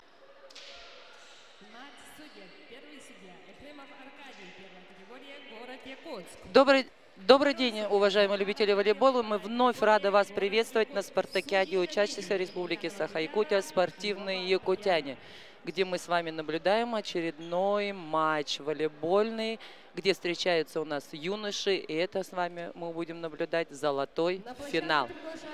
Итак, встречается у нас команда Чурапчинского улуса и команда города Якутска. До этого мы с вами наблюдали женский золотой финал, где между командами Якутска и Чурапчи одержала столичные девушки победу со счетом 2-1. Что ж, посмотрим сейчас, как будет стоять противостояние между Чурапчой и городом Якутска. Представляю команду Чурапчинского улуса. Первый номер Александр Скрябин, второй номер Виталий Гоголев, третий Кунул Пестерев, четвертый Аял Литовцев, пятый Айтал Бурцев, девятый Владимир Моисеев, десятый Уйгун Адамов, одиннадцатый Сахаян Федоров, 13-й Дима Петров, 17-й Андрей Филиппов. Главный тренер Бродников Альберт Павлович. Старший тренер Третьянов Семен Юрьевич. Команда города Якутска столичных парней представляется в составе. Первый номер Евгений Евстигнеев, второй номер Кирилл Захаров, четвертый номер Александр Пономарев, пятый номер Евгений Винокуров, девятый номер Кир Петров, шестой номер Елизар Максимов, седьмой номер Иван Николаев, восьмой номер Родион Ермолаев, десятый Никита Лукин, 14 номер Владимир Макаров. Главный тренер Сидорова Лия Федоровна, старший тренер Сидоров Константин Михайлович. Напомню, что в том году сборная команда города Якутска и Чурапчи встречались в бронзовом финале, а в этот раз они у нас встречаются в золотом финале. Как сложится игра, невозможно, конечно, представить и какие-то сделать прогнозы совершенно никак. Потому что старший тренер Чурапчинского улуса очень опытный, грамотный и сильный тренер ребят, который воспитал уже не одно поколение. И у него всегда парни достигали высших достижений. Ну и начинается игра. Первая партия 0-0. В игру вводит команда Чурапчинского улуса. И на подаче у нас 17-й номер Андрей Филиппов. Хорошая, сильная подача в аут. Ладно, но напомню, что это начало только партии. Ребята будут пристреливаться между собой. Также они уже не раз встречались, конечно, они друг друга очень хорошо знают. А у нас на подаче капитан команды, который ошибся. Это Родион Ермолаев, а также он связующий игрок. Счет становится 1-1. Чурапчинский улус играет в форме черно-красной. Столичные парни играют в бело-красной форме. Не разобрались ребята столичные между собой. Был выбитый прием. И простой перевод мяча на другую сторону привел, конечно, к ошибке. И Пестерев Кундул продолжает подавать. И счет становится 2-1. Хорошая есть доводка. Пас в четвертую зону. Судья фиксирует касание сетки у черно-красных. И столичные парни зарабатывают на ошибке противника себе второе очко. На подаче пятый номер Евгений Винокуров. Напомню, что ребята собраны также с различных школ. Столичные парни, они проходили очень хорошие сборы между собой. Вот на повторе мы видим хороший организованный двойной блок. И атака со стороны Чурапчи не проходит. Есть хорошая доводка. И очередной блок работает у столичных парней. Скидка. Сетка. Сетка. В этот раз ошибка была у столичных парней. И Чурапча зарабатывает третье очко. Счет становится 3-3. На подаче капитан команды Александр Скрябин. Атака со второй линии. Спорный мяч показывает на площадку. Мяч выкатился, и судья дал спорный. Счет остается 3-3. Продолжает подавать капитан команды. Хорошая подача. Есть доводка, передача. Была неудобно. И блок. Работает блок у столичных парней. Мы видим, как эмоционально, да, каждое очко, которое они зарабатывают, они тем самым вот выплескивают свою вот эту напряженность, которая была у них в момент розыгрыша. И счет становится 4-3. Плохой прием. Столичные ребята в атаке. Сетка. Сетка у связующего игрока. Доводка была в приеме очень близко к сетке. И связующий игрок не обработал. А на подаче Моисеев Владимир. Игрок под номером 9. Центральный игрок. А без атаки остаются столичные парни. И центр. Блок работает. Сильный высокий блок. И судья фиксирует заступ средней линии. Столичные парни тем самым зарабатывают себе. Да, заступил игрок под номером 5 Чурапчинского улуса. Среднюю линию. 4-4. Защита на своем месте. Еще одна атака в центре площадки. Пробивает, но парни оставляют в игре бело-красный мяч. Еще одна атака в центре площадки. Блокаут пытался сыграть доигровщик. Хорошая защита демонстрируется с двух сторон. И трос помогает столичным парням заработать себе 6-е очко. Да, хороший был блок у Чурапчи, организованный двойной хороший блок. Но, вот видите, хороший блок двойной.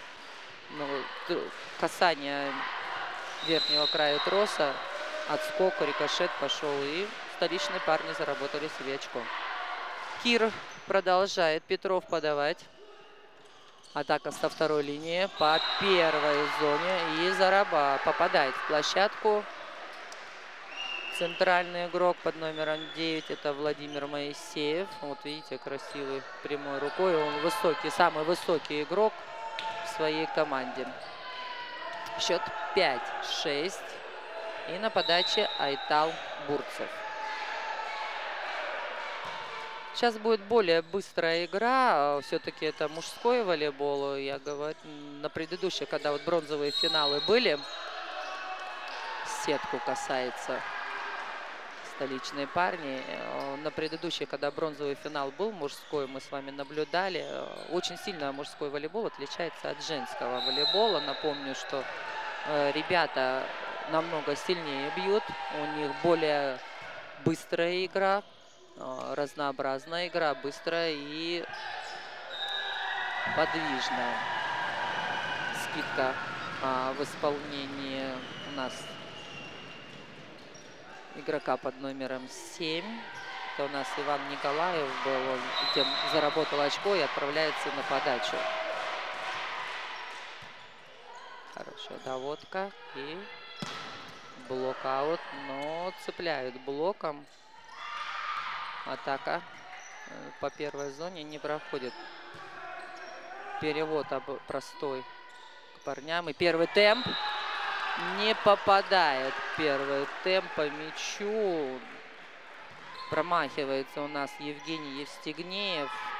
Попадает в аут. Даже блок не цепляет. Хорошая доводка. Скидка не проходит. Обманная скидка. У нас капитан команды Родион Ермолаев хотел скидку сделать. Не попадает. Счет становится у нас уже 8-7. Преимущество в 1 очко было у Чурапчинского улуса. Сравнивают счет столичные парни. Счет 8-8. Да, вот сильный, хороший удар Евгения Винокурова мы видим на повторе.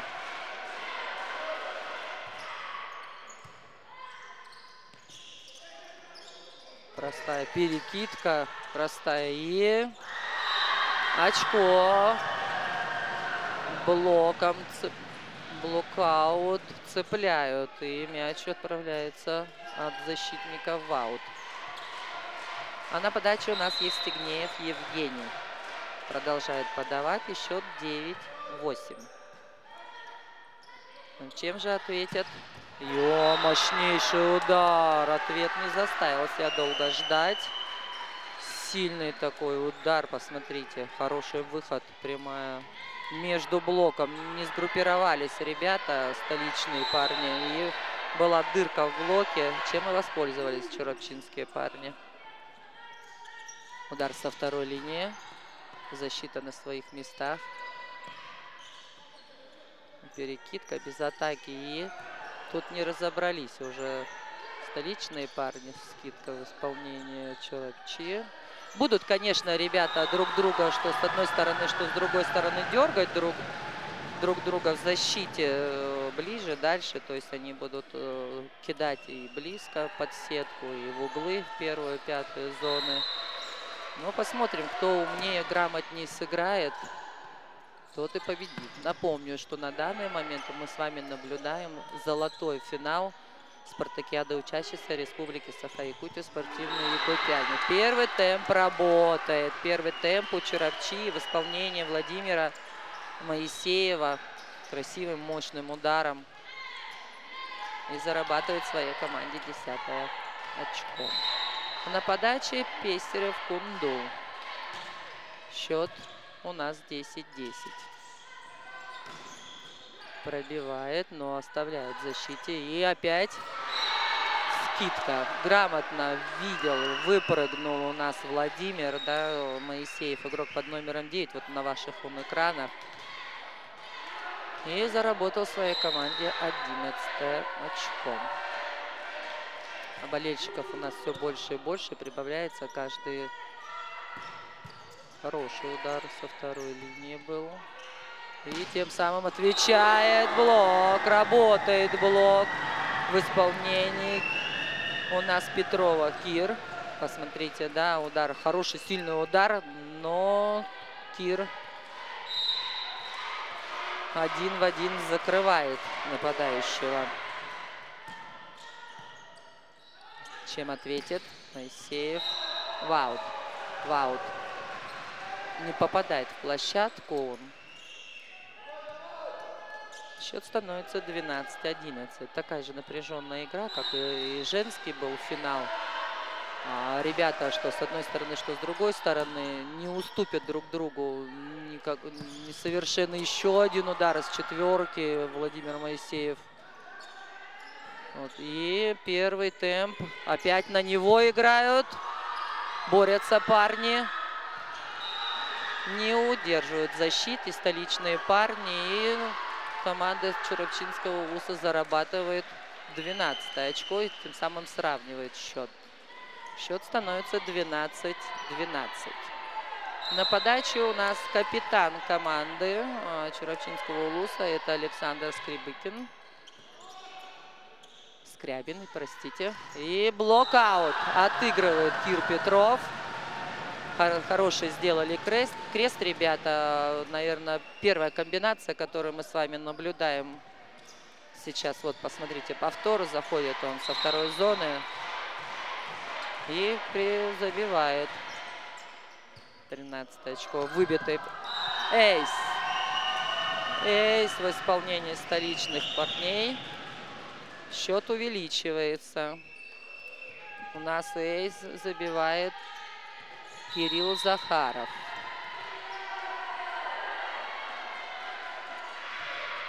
Еще одна подача. Не справляются пока парни. Остаются без атаки. И столичные парни должны ответить. Скидка. Но скидка бы прошла, конечно, если бы игрок столичных парней под номером 9 не коснулся сетки. А вот мы сейчас видим повтор, наблюдаем. Да, конечно, коснулся он сетки, было. Он разворачивался и задел сетку. Ну, у нас Владимир на подаче. Центральный игрок. Удар со второй линии. Оставляют в игре. Отвечает вторая линия. Чурапчинский. И также со второй линии забивает Кир Петров. И счет увеличивается. Счет с первой линии нападает. Счет становится у нас преимущество у столичных парней увеличивается. Сам же он отправляется на подачу. Счет 15-13. Да, зрители прибавились. За Якутск очень много болельщиков пришло болеть. Все-таки столичные парни. Блокаут какой. Если нам сейчас повтор покажут, конечно, от блока так отскочил мяч страхующих ребят. Посмотрите, блок попадает и прям Моисееву Владимиру в грудь попадает. А Кир Петров продолжает подавать. Счет 16-13. Без атаки остаются ребята. Перевод. Да, неразбериха. Как только происходит неразбериха в команде, так сразу что-то ломается. Ход игры, и при счете 13-17 вынужденный перерыв берет Альберт Бродников, команда Чурапчинского УЛУСа. А мы с вами вот наблюдаем повторы игры. Это на данный момент игрок под номером 9. Это Владимир Моисеев, ведущий игрок. Дает наставление своим парням.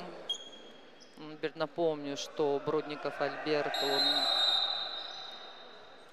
тренер, уже неоднократно приводил своих как взрослых парней, так и юношей к победам.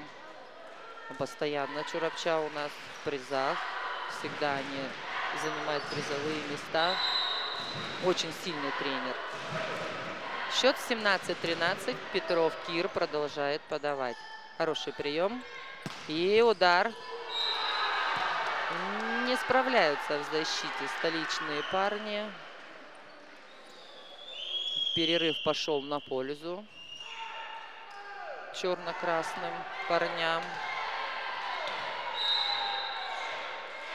И Айтал Бурцев у нас на подаче. Есть доводка.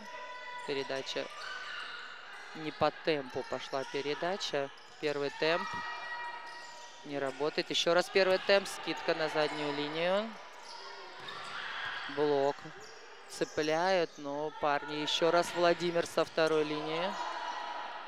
Хорошую защиту демонстрируют парни. И я могу отметить, что с первой линии не так много атак, как со второй. Обе команды со второй линии демонстрируют больше атак, чем с первой. Да, мяч вот зафиксировали, что мяч через аут вернулся в площадку. И Чурапчинский УЛУС зарабатывает 15-е себе очко. Счет 15-17. Догоняют на данный момент. В роли догоняющих у нас черно-красные. Напомню, что это Чурапчинский УЛУС у нас. 18-е очко ребята зарабатывают в бело-красной форме. На ваших экранах Петров Кир, игрок под номером 9. Он сейчас и принес своей команде очередное очко. У нас на подаче Иван доводка. И удар, отведенный мяч от сетки. Не будет, конечно, такой сильный удар. Вот то, что я говорила, больше ударов у нас со второй линии происходит, чем с первой. Отвечают столичные парни. Пытаются отыграть блокаут. И судья фиксирует касание сетки на блоке. Черно-красные ошибаются на блоке. И счет становится 19-15. У нас Николаев Иван продолжает. Никаев, простите. Никаев Иван продолжал подавать и ошибся. Ну, ребята с Чурапчинского УЛУСа просто так не сдадутся. Сейчас будет усиление. Вот мы видим на ваших экранах, да, замена вместо игрока под номером 13. Это Дмитрия Петрова. В игру вступает игрок под номером 4. Аял Литвинов. Он на усиление подачи выходит у нас. Посмотрим, что будет. Хорошая подача. Выбитый прием. Оправдано. И Со второй линии Кир Петров. Вот он на ваших экранах радуется. Забивает. Рошим мощный перевод. Из первой зоны по первой зоне. Забивает. Ну, судья зафиксировал заступ. Переход в среднюю линию. Еще одна подача.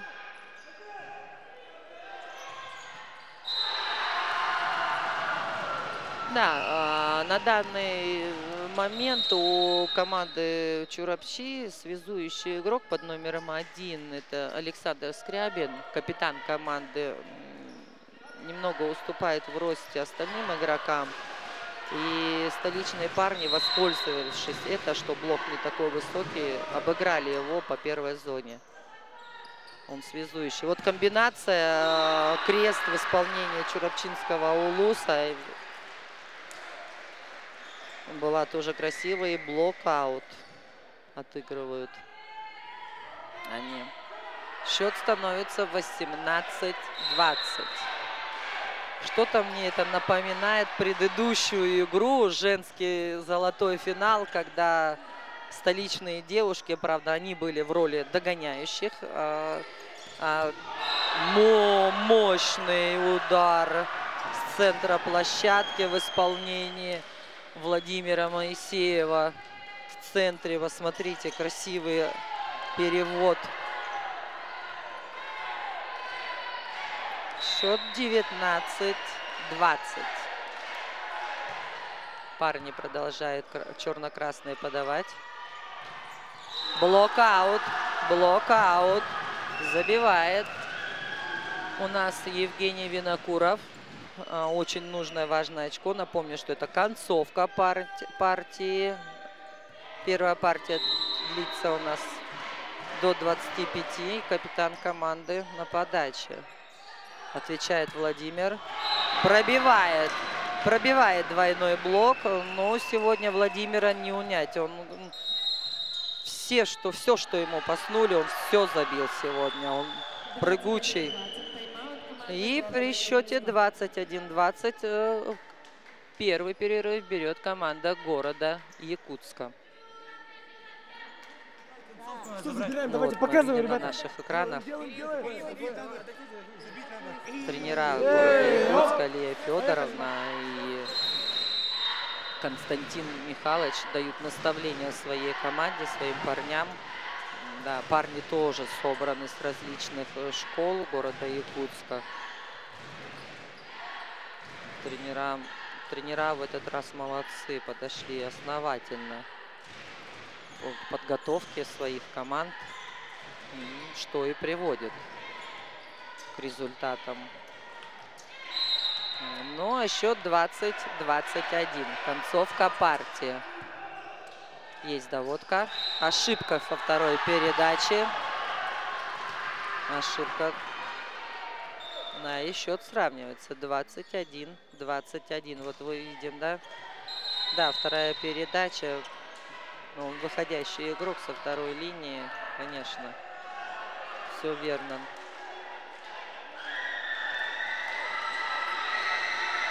Счет 21-21. У нас продолжает подавать Кунду. Хорошая подача. Прием есть. И удерживают парни черно-красные в игре мяч. И чем отвечают столичные парни. И Моисеев. Скидка. Проходит скидка. Ну, сегодня, конечно, в этой партии игрок под номером 9. Владимир Моисеев. Вот вы видите на своих экранах повтор. Его сегодня не удержать. Все, что ему сегодня дали, паснули в 3, в 4, на вторую линию. Все забил. Нет такого. Блокаут.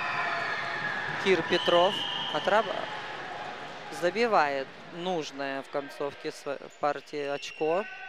Отыгрывает. Счет у нас сравнивается. 22-22. Опять Пробивает очередной раз Владимир Моисеев. Блокаут, посмотрите. Прям по блоку. Блокаут. 23-22. Капитан команды на подаче черно-красных. Оставляют в игре белые. Доводка. И, конечно, Владимиру должен быть передача. Есть мощнейший удар в центре. Смотрите, двойной блок обыгрывает, как будто и нету блока. И второй перерыв берет команда города Якутска при счете 22-24. Ребятам сейчас нужно принять столичным. Спокойно отыграть. Вы чересчур переэтовали, и поэтому не можете. Давайте. Прием дайте, что делать. Вот главный тренер Лия Сидорова на наших экранах парней своих пытается успокоить. Потому что переволновались парни, она говорит немножко: успокойтесь, спокойно сделайте прием и забьете. Потому что нет приема, нет атаки. Простая перекидка, простой перевод на другую сторону очень чревато для нас, она говорит. На счет 24-22. Контрольный мяч в исполнении черно-красных. Оставляет мяч в игре. Ну, конечно, сейчас будет завершать Владимир. И скидка. Поднимают столичные парни. Передача. Ну, дается шанс парням. Очередной удар со второй линии. И, конечно, Владимиру. Но тут уже блок парней держит. Ошибаются столичные парни. Проигрывают они 25-е очко. И счет становится 1-0 по партиям в пользу Чурапчинского Улуса. Да, мы с вами наблюдаем. Напомню, что второй золотой финал. Напомню, что были бронзовые финалы, где встречались девушки. Это намцы и мирные. Третье место, бронзу. Красивую показали игру намские девушки. Мирный занял 4-е место. Финал у девушек был за золото. Это Якутск и Чурапча. Здесь девушки столичные города Якутска одержали победу со счетом 2-1.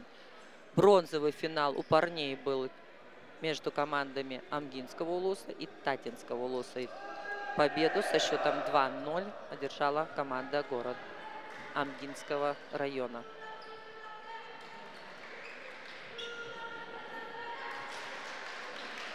А мы с вами сейчас будем наблюдать вторую партию. Напомню, что игра идет у нас до 2 побед. Но просто так столичные парни не сдадутся. Вот мы видим на наших экранах болельщиков. Да, но это игроки высшей лиги. С ВФУ я видела, ребята сидели. Тоже знаменитые парни наши, которые выезжали и по студенчеству выигрывали. И у себя в лиге одерживали тоже победу. Сейчас проходят вот на наших экранах столичные парни, подбадривают друг друга. Ничего еще не потеряно для них. Мы предыдущую игру тоже наблюдали, когда столичные девушки проиграли первую партию, а потом вторую партию выиграли. И третью в упорнейшей борьбе одержали победу. Ну, посмотрим, состоится ли второй золотой финал для столичных парней, так же, как у девушек. Завоюют ли парни золото у нас. А у нас на подаче вводят в игру город Якутск. И на подаче у нас первый номер. Это Евгений Евстигнеев.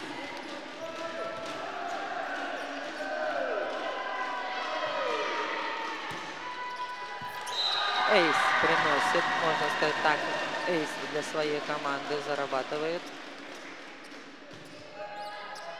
Счет становится 1-0. Да, красивая была первая партия. Не одна. Эйс, второй эйс. Сейчас не разобрались ребята. Это Владимир Моисеев и Андрей Филиппов между собой не разобрались, чей это будет мяч. И тем самым проиграли они второе очко. Счет 2-0. Ваут. Ваут. Непонятная подача для столичных парней. Просто взять и подарить.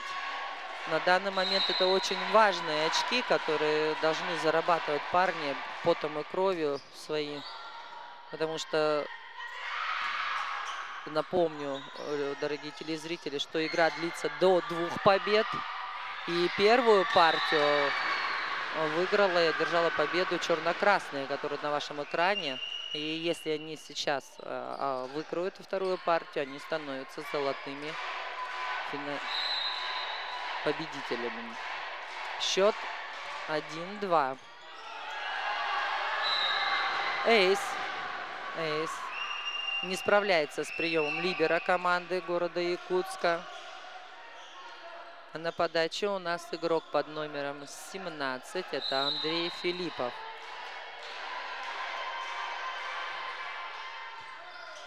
Справились. Неудачно, правда, справились, но простой перевод. Сейчас ответят Чурапчинский улус и Моисеев. Парни со второй линии сегодня атакуют намного больше, чем с первой. Напомню. Немного убрать суеты. О, в сетку попадает. Вот это, наверное, сейчас первый раз ошибается Владимир Моисеев. Это черно-красная форма, да, Чурапчинского улуса. Потому что первую партию он сыграл безупречно. Все, что ему дали, он все забил. Скидку поднимает парни, но остаются без атаки. И блок. Закрывают Моисеева Владимира. Останавливают его на блоке первый раз парни столичные. Капитан команды продолжает подавать. Счет 4-3 в пользу столичных парней. Спотыкается Владимир. Вот показывает, да, что он проскользил немного. Вот посмотрите, видите, он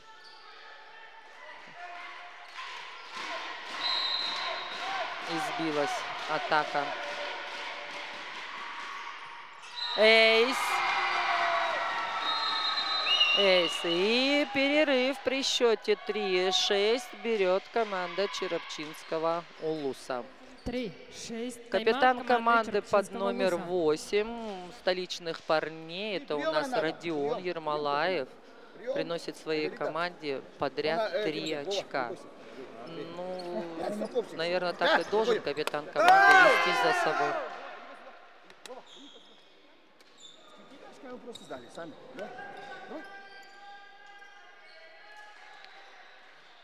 Закончился перерыв. Альберт Бродников дал указания своим парням. Так же, как и Лия Федоровна столичным парням своим. Вот, на ваших экранах парни. Напомню, что город Якутск в бело-красной форме, Чурапчинский улус — это черно-красная форма. А у нас на подаче продолжает Родион подавать. Это капитан команды, связующий игрок. Болельщиков очень много за Якутск болеет. Владимир оставляет мяч в игре. Парни. Доводка. Вторая линия. Защитники на своем месте. И скидка. Поднимают скидку. Очередная атака. Но очередная атака со второй линии в исполнении парней Чурапчинского улуса приносит результативна была она и приносит очко своей команде. И у нас счет становится 4-6. Вторая линия.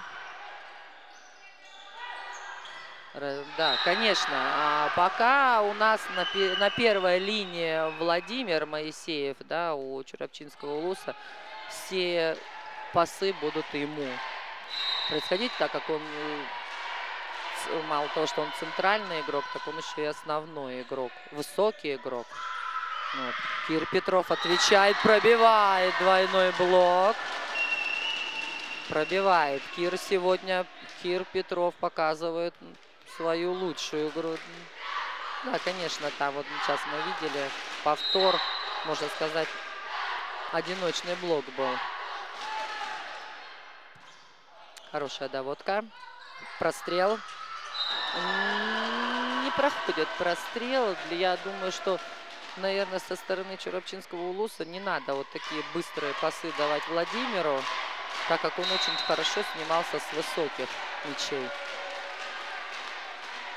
Ну, счет 8-5. Опять высокий. Вот высокая передача. Сразу, видите, высокая передача на край. И Владимир со своей высоты снимается и забивает. Перевод 4-4. Мощным, сильным таким ударом. И счет 6-8. Есть прием. Первый темп. Не работает первый темп у парней. Не попадает он по мячу. Видите, он и в блок, и в трос попадает. Блок хороший тоже был, грамотный блок. Владимир поставил. Выбитый прием. Парни остаются без атаки. И отвечает Владимир. Чурапча цепляют. Наверное, скидка есть. Никаев Иван, игрок под номером 7, грамотно, умно сыграл. За блок скидку сделал. И приносит своей команде очередное очко. И счет становится 9-7. Есть доводка. Сам же будет... Сам принял Владимир и сам накатил. И сам же отправляется он у нас на подачу. Тройной блок. Хороший тройной организованный блок. Высокий. Равная игра. Идет эйс. Эйс в исполнении игрока под номером 9 Владимира. Да. Надо что-то делать парням. Они вроде как на атаке его уже стали ловить. Но теперь надо справиться с его подачей. Аут. Аут. Ну, наверное, можно ему ошибиться. Он, скажем так, отработал, отпахал всю первую линию. Забил блок, все. У нас Кир Петров подает. Блок-аут. Попадает от блока мяч в площадку. Хороший высокий блок. Попадает в площадку мяч. И Кир Петров продолжает подавать. Счет 11-9. Аут. Аут. Не попадает в площадку у нас Андрей Филиппов.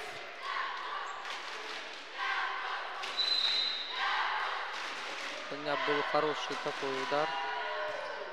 А Кир Петров продолжает подавать. И вторая линия. Владимир Моисеев. Скидка.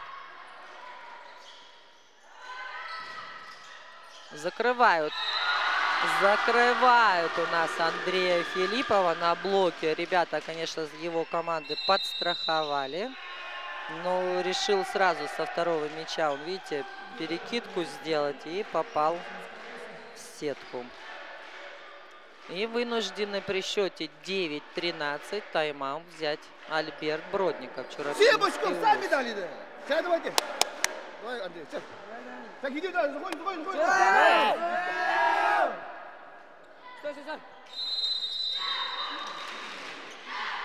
Вот Альберт Бродников, напомню, что является главным тренером Чурапчинского улуса по мужским сборным. Очень сильный тренер с хорошей, грамотной игрой. Команда у него молодая. Ну а счет у нас 13-9. Столичные парни у нас впереди. Напомню, что идет вторая партия. Есть доводка. И блок не справляется. От блока в аут. Андрей Филиппов из четверки по блоку. Мощнейшим, сильным ударом. Отскок от блока идет у нас. Родион не справляется. Вот мы видели его эмоции. Ошибка. Ошибка. Тяжелый дался розыгрыш. Даже учесть, что Альберт Бродников взял перерыв, и он пошел на пользу. И тут же ошибка в подаче. Неправильная была. Блокаут. Блокаут. Работают парни в черно-красной форме. Андрей Филиппов мощно пробивает и отрабатывает. Замена. Опять у нас идет усиление подачи. В игру вступает игрок под номером 4. Это Матвеев Аял. Мы видели такую замену в первой партии. Он у нас что-то показывает. Расстановку фиксирует первый судья. Расстановка у Чурапчинского улуса. Ну, тем самым ребята теряют очко. Обратная замена. В игру возвращается у нас игрок под номером 13. Это Дмитрий Петров. А у нас счет становится 15-11.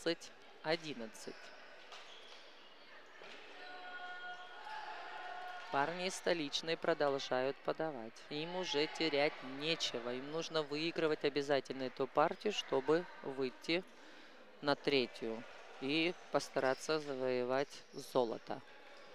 А ребята с Чурапчинского улуса будут сейчас в роли догоняющих,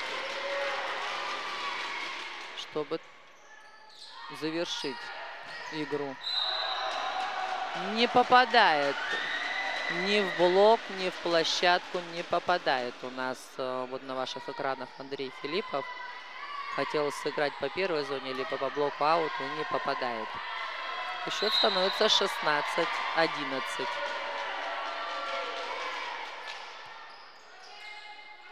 Опять пробивает, но ребята оставляют.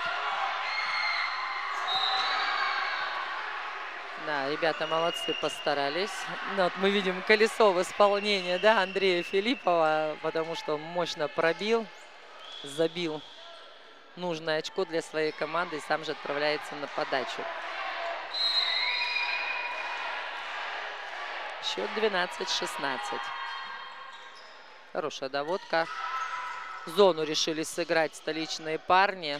Немножко низковато было. И вторая линия. Аут. Аут. Не справляется, да, у нас Никаев Иван.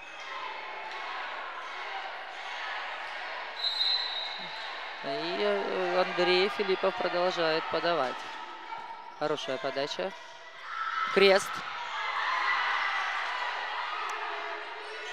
Скидка, вынужденная скидка была. И скидка, зато скидка в исполнении столичных парней. У нас Евгений Винокуров из четверки обводит блок. И скидка за блок. Нападающий капитан команды ошибается, в сетку подает Родион. Никак не может он справиться, но Родион у нас везущий игрок, который должен быть головой всей игры, и от него зависит очень много. Как поведет он игру, как будет давать пасы, так у нас и будет складываться игра. Хорошая передача в двойку, практически без блока. И Владимир, но тут скидка у нас не проходит, на месте страховую. Еще раз Владимир пробивает тройной блок. У нас Владимир Моисеев. И вынужденный перерыв берет Якутск, город. Вот мы видим, радуются ребята чурапчи. А тут нападаете в аут. Зачем? Счет смотрим, давайте. Просто прием. Давай. Пальцы. Вот мы сейчас слышали, да, тренера главного Лии Федоровны о том, что не надо бить по аутам, нужно собраться, сделать прием и при ударе попасть в площадку, что она сказала своим парням. Счет у нас 15-17. Напомню, идет вторая партия. Первую партию одержала победа Чурапчинский Улус. Мощный удар. Кир Петров по линии, по первой зоне. И даже попадает в игрока. Забивает очень нужное очко. Вот то, что Лия Федоровна сказала. По аутам не бьем, бьем в площадку. Счет 18-15. Ну и Владимир отвечает, пробивает. Да, пока Владимир на первой линии, это вот у черно-красных, вот на наших экранах повтор. Нам показывают Моисей Владимир, игрок под номером 9. Все передачи будут идти ему. Никак не могут столичные парни. Вроде как справились в середине игры. А сейчас опять никак не могут они с ним справиться. И он гуляет как хочет у нас. Мощный удар. Мощный удар. В площадку. Попадает в площадку.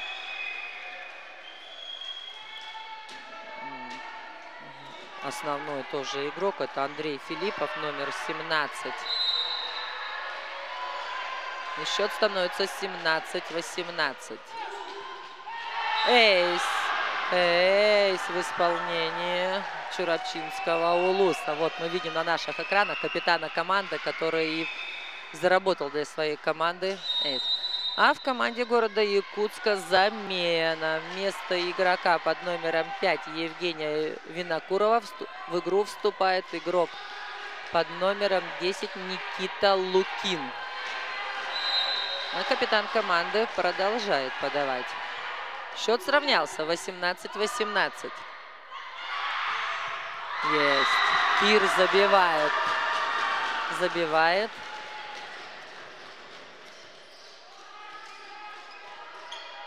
И приносит очко. 19-е. Нужное, важное очко своей команде.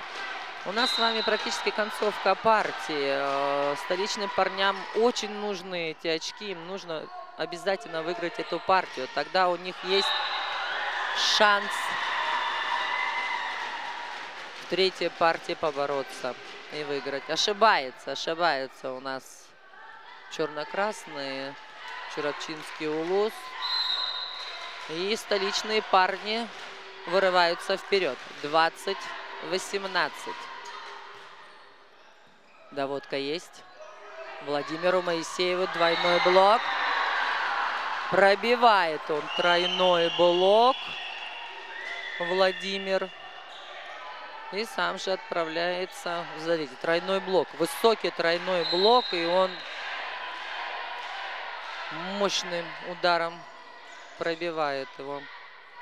Кир Петров. Блокаут. Работает блокаут. Сегодня Кир Петров на высоте, конечно. тоже получается у него все сегодня.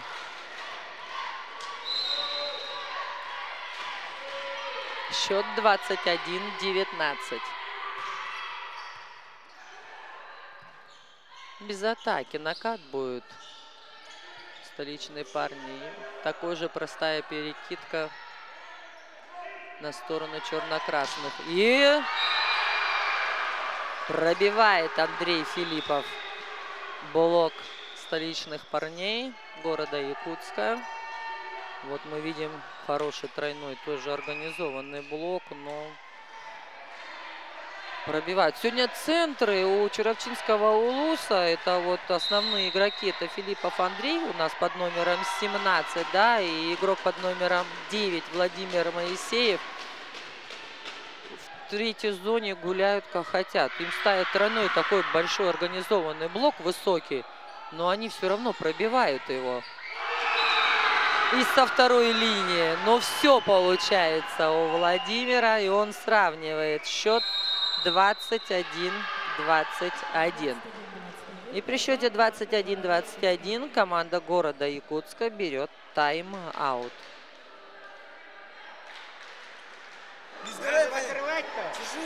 Какое действие делайте? Два нападающих только. И все. А сзади поднимаем. Поднимайте. Парни, концовку забрать, опять отдаем. Давайте, парни. Давай. Прием сделайте. До конца боремся. Вот мы сейчас слышали Лию Федоровну, это тренера города Якутск, о том, что она сказала, вы неправильно ставите блок, руки надо переносить на ту сторону, тогда мяч не будет проваливаться между вами и сеткой. И также после блока нужно доводку сделать. Счет 21-21. Ребята Чурапчинского Улуса сравняли счет. И блокаут. Блокаут в исполнении Ивана Никаева, игрока под номером 7. Очень важное очко. Концовка партии. Приносит, забивает. Обратная замена. В игру возвращается игрок под номером 5. Это Евгений Винокуров. У нас Иван Никаев отправляется на подачу. И что трос. Андрей Филиппов попадает в трос. Счет становится 23-21.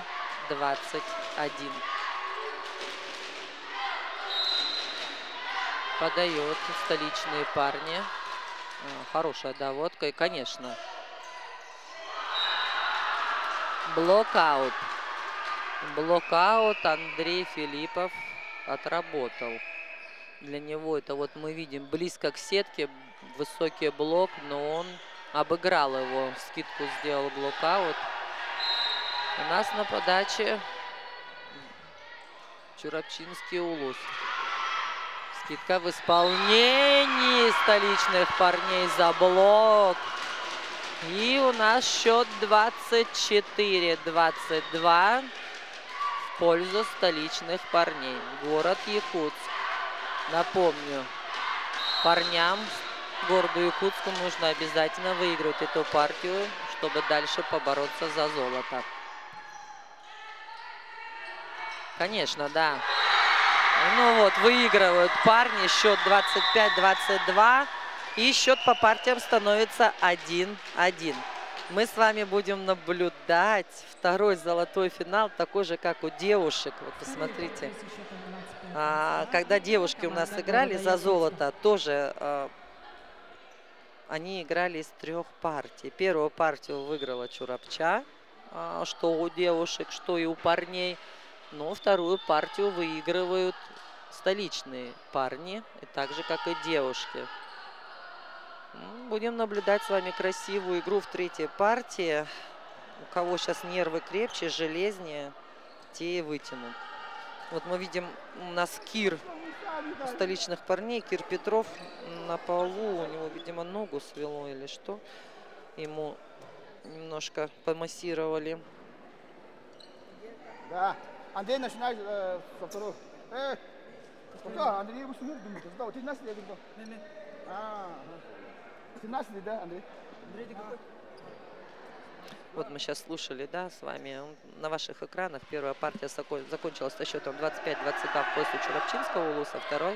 Вторая точно с таким же счетом 25-22, но в пользу города Якутска. Счет по партиям 1-1. Напомню, что третья партия у нас короткая. Она у нас до 15 очков с разницей в 2 очка. Вот мы видим болельщиков нашего города Якутска. Это на ваших экранах Айсена Друзьянова. Также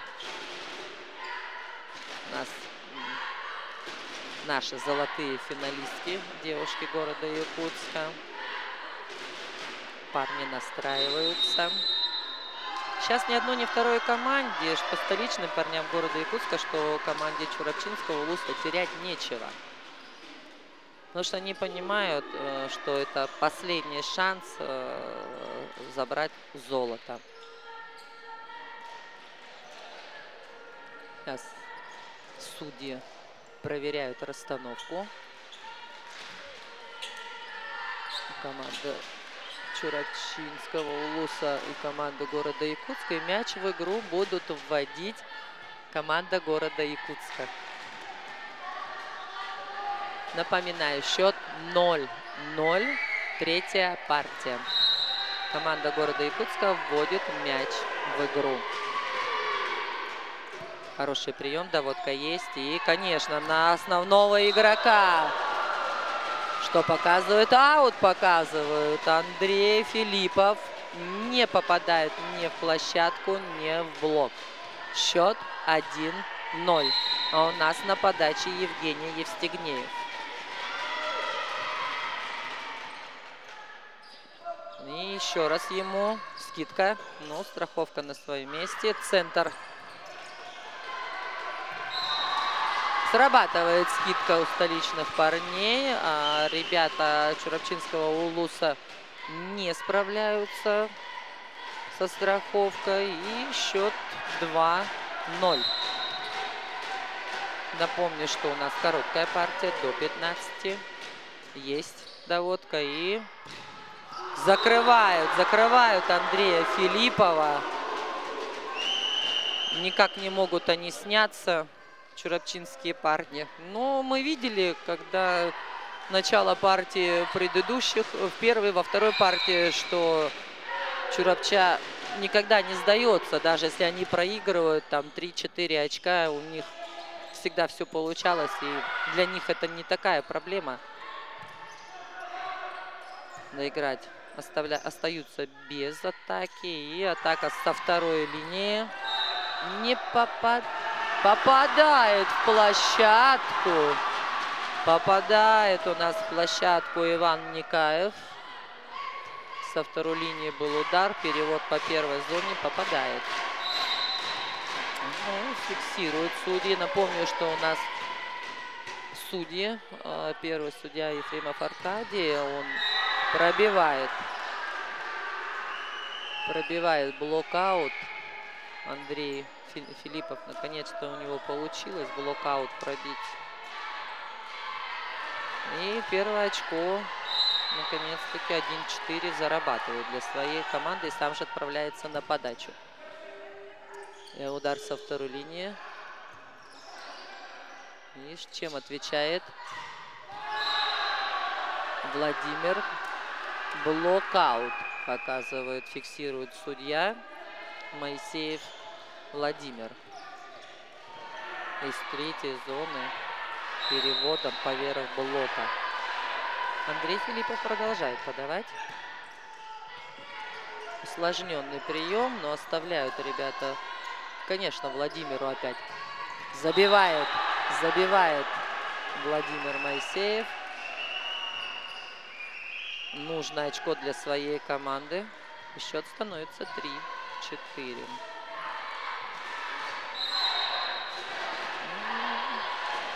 Чурапчинский улус продолжает подавать. Плохая доводка была. Капитан команды решил скинуть. А тут А тут у нас ребята Чурапчинский Улус подстраховали своих парней. Вот видите, второй мяч отыграли, а вот третий мяч не смогли перевести на ту сторону. Родион, капитан команды города Якутска. Конечно. О, закрывают, останавливают атаку. Второй раз останавливают. Не решается рискнуть Владимир.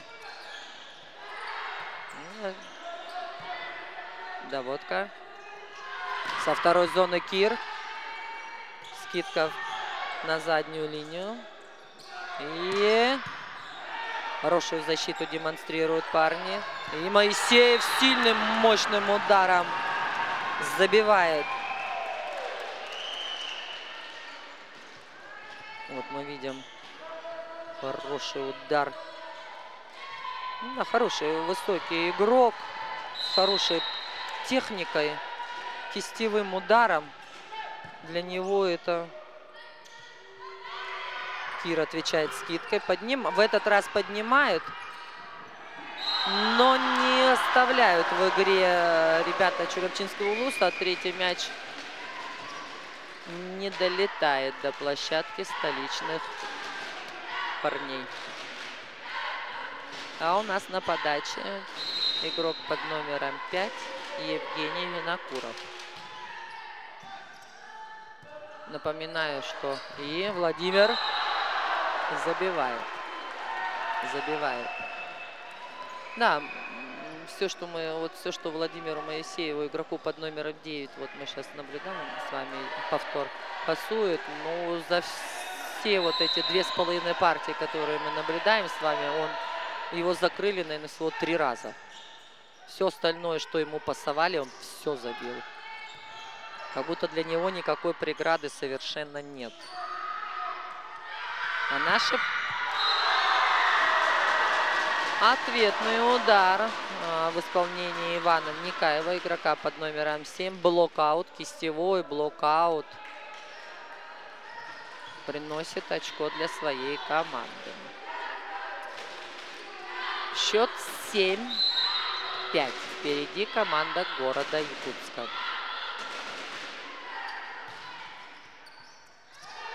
Эйс в исполнении игрока под номером 2 Кирилла Захарова. И счет становится 8-5 в пользу команды города Якутска. Смена площадок. Напомню, что третья партия длится до 15 очков. При счете 8 смена площадок происходит. Болельщики, видите, как сразу команды города Якутска, болельщики переходят на сторону Якутска, а болельщики Чурапчинского Улуса переходят на сторону Чурапчи. Будем продолжать наблюдать. Напомню, это золотой финал спартакиады учащихся, который очень важен для наших парней и девушек. Эти игры очень важны для всех. И для тренеров, и для парней. Это большой старт для всех. Проявить себя, показать, попасть в сборную Республики Саха-Якутия. Владимир пробивает. Пробивает он Кира. Кир Петров не смог сдержать мощную атаку Моисеева Владимира. Вот мы видим, да, повтор, перевод. И сам же он подает. Хорошая доводка. И Кир отвечает. В блок закрывает. Еще раз Кир. Ну а тут второй раз Кир не оставляет шансов для команды соперника. Так как отдать большую должность связующему игроку, Родиону, игроку под номером 8, разорвал блок. И перерыв берет команда Чурапчинского Улуса. Сейчас, может...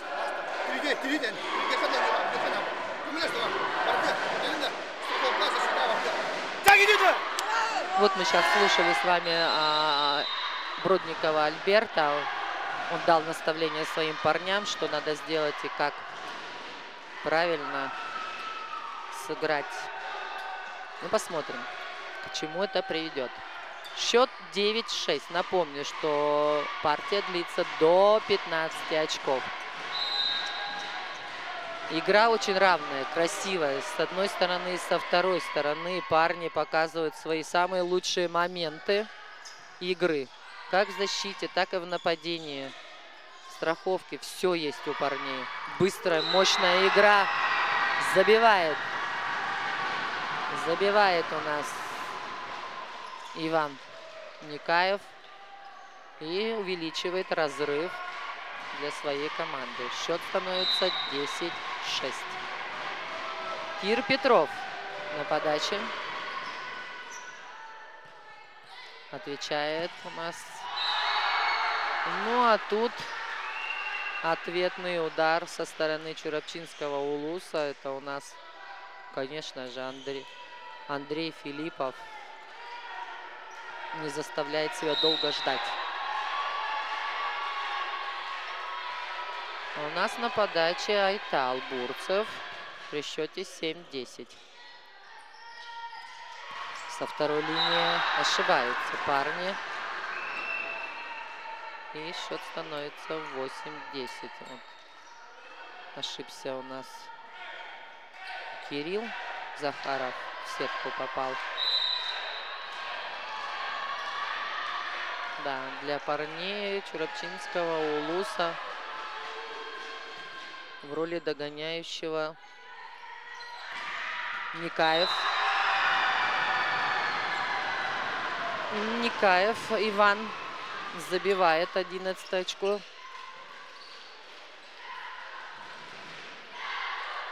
Хороший удар, перевод по пятой зоне. Обыгрывает двойной блок. И сам же на подаче. Есть прием. Отвечает у нас Андрей Филиппов. Пробивает. Пробивает очередной раз. Пробивает он двойной блок. Мощно. По 4 бил. И по блоку проходит. А у нас замена. Усиление подачи. У нас выходит Аял на подачу. Игрок под номером 4.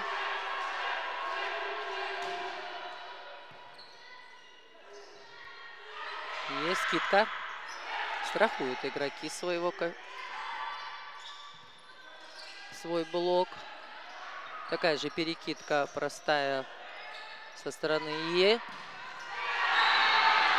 И Андрей Филиппов в тройке. Центральный игрок забивает. Обыгрывает тройной блок. Столичные парни города Якутска не справляются в защите и вынуждены взять Лия Федоровна, тренер команды города Якутска, перерыв. Не бьешь. Из головы все, сейчас выбросите. Начните все заново, докажите, чтобы еще раз забить. Женя, тройной прыгай, на тройной прыгай. Приемчик взяли, Женя, бей.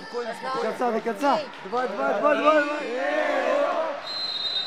Вот мы с вами сейчас послушали Лию Федоровну. Она своим парням дала указания, что нужно сделать. Посмотрим, как исполнят это ребята. Ведь парни должны прислушаться к своему тренеру. Обязательно. Тренеру со стороны виднее. Есть доводка и накат.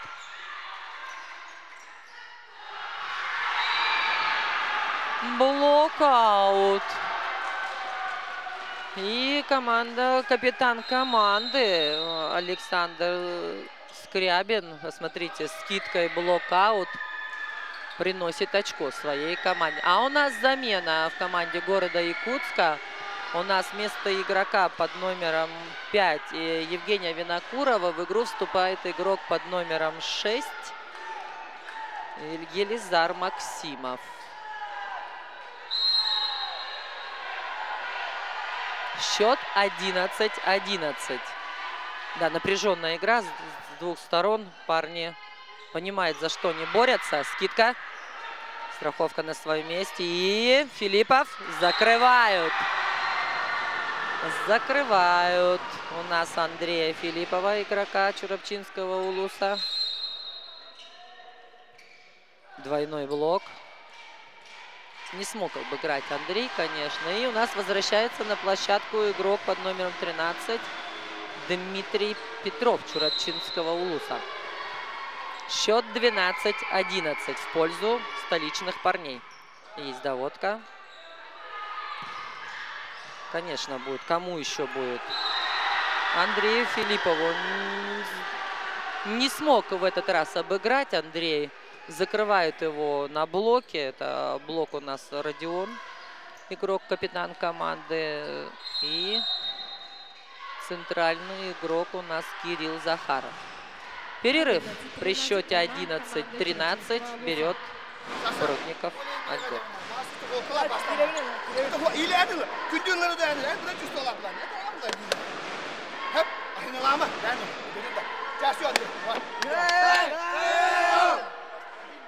Альберт Бродников своим парням дал указания, что нужно сделать.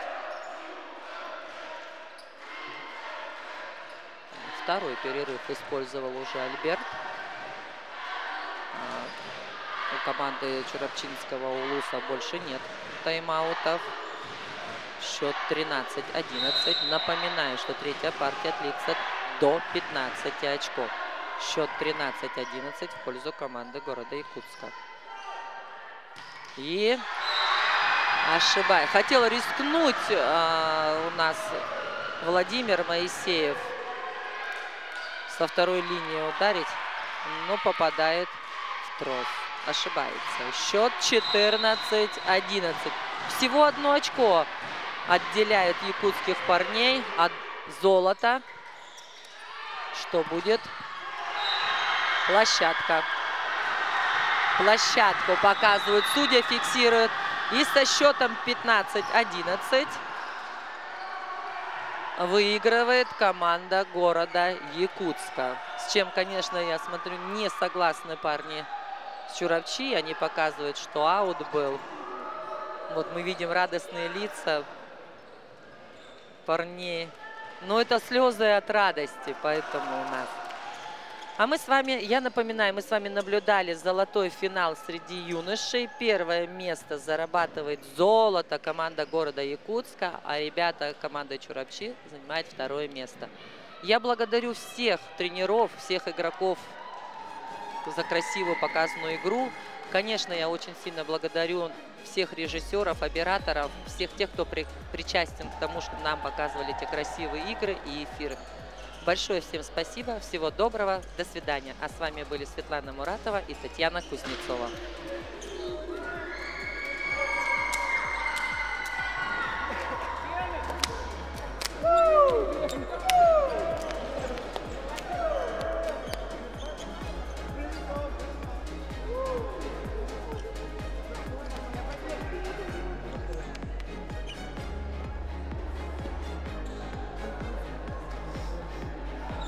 С сентября мы с сентября не побежали.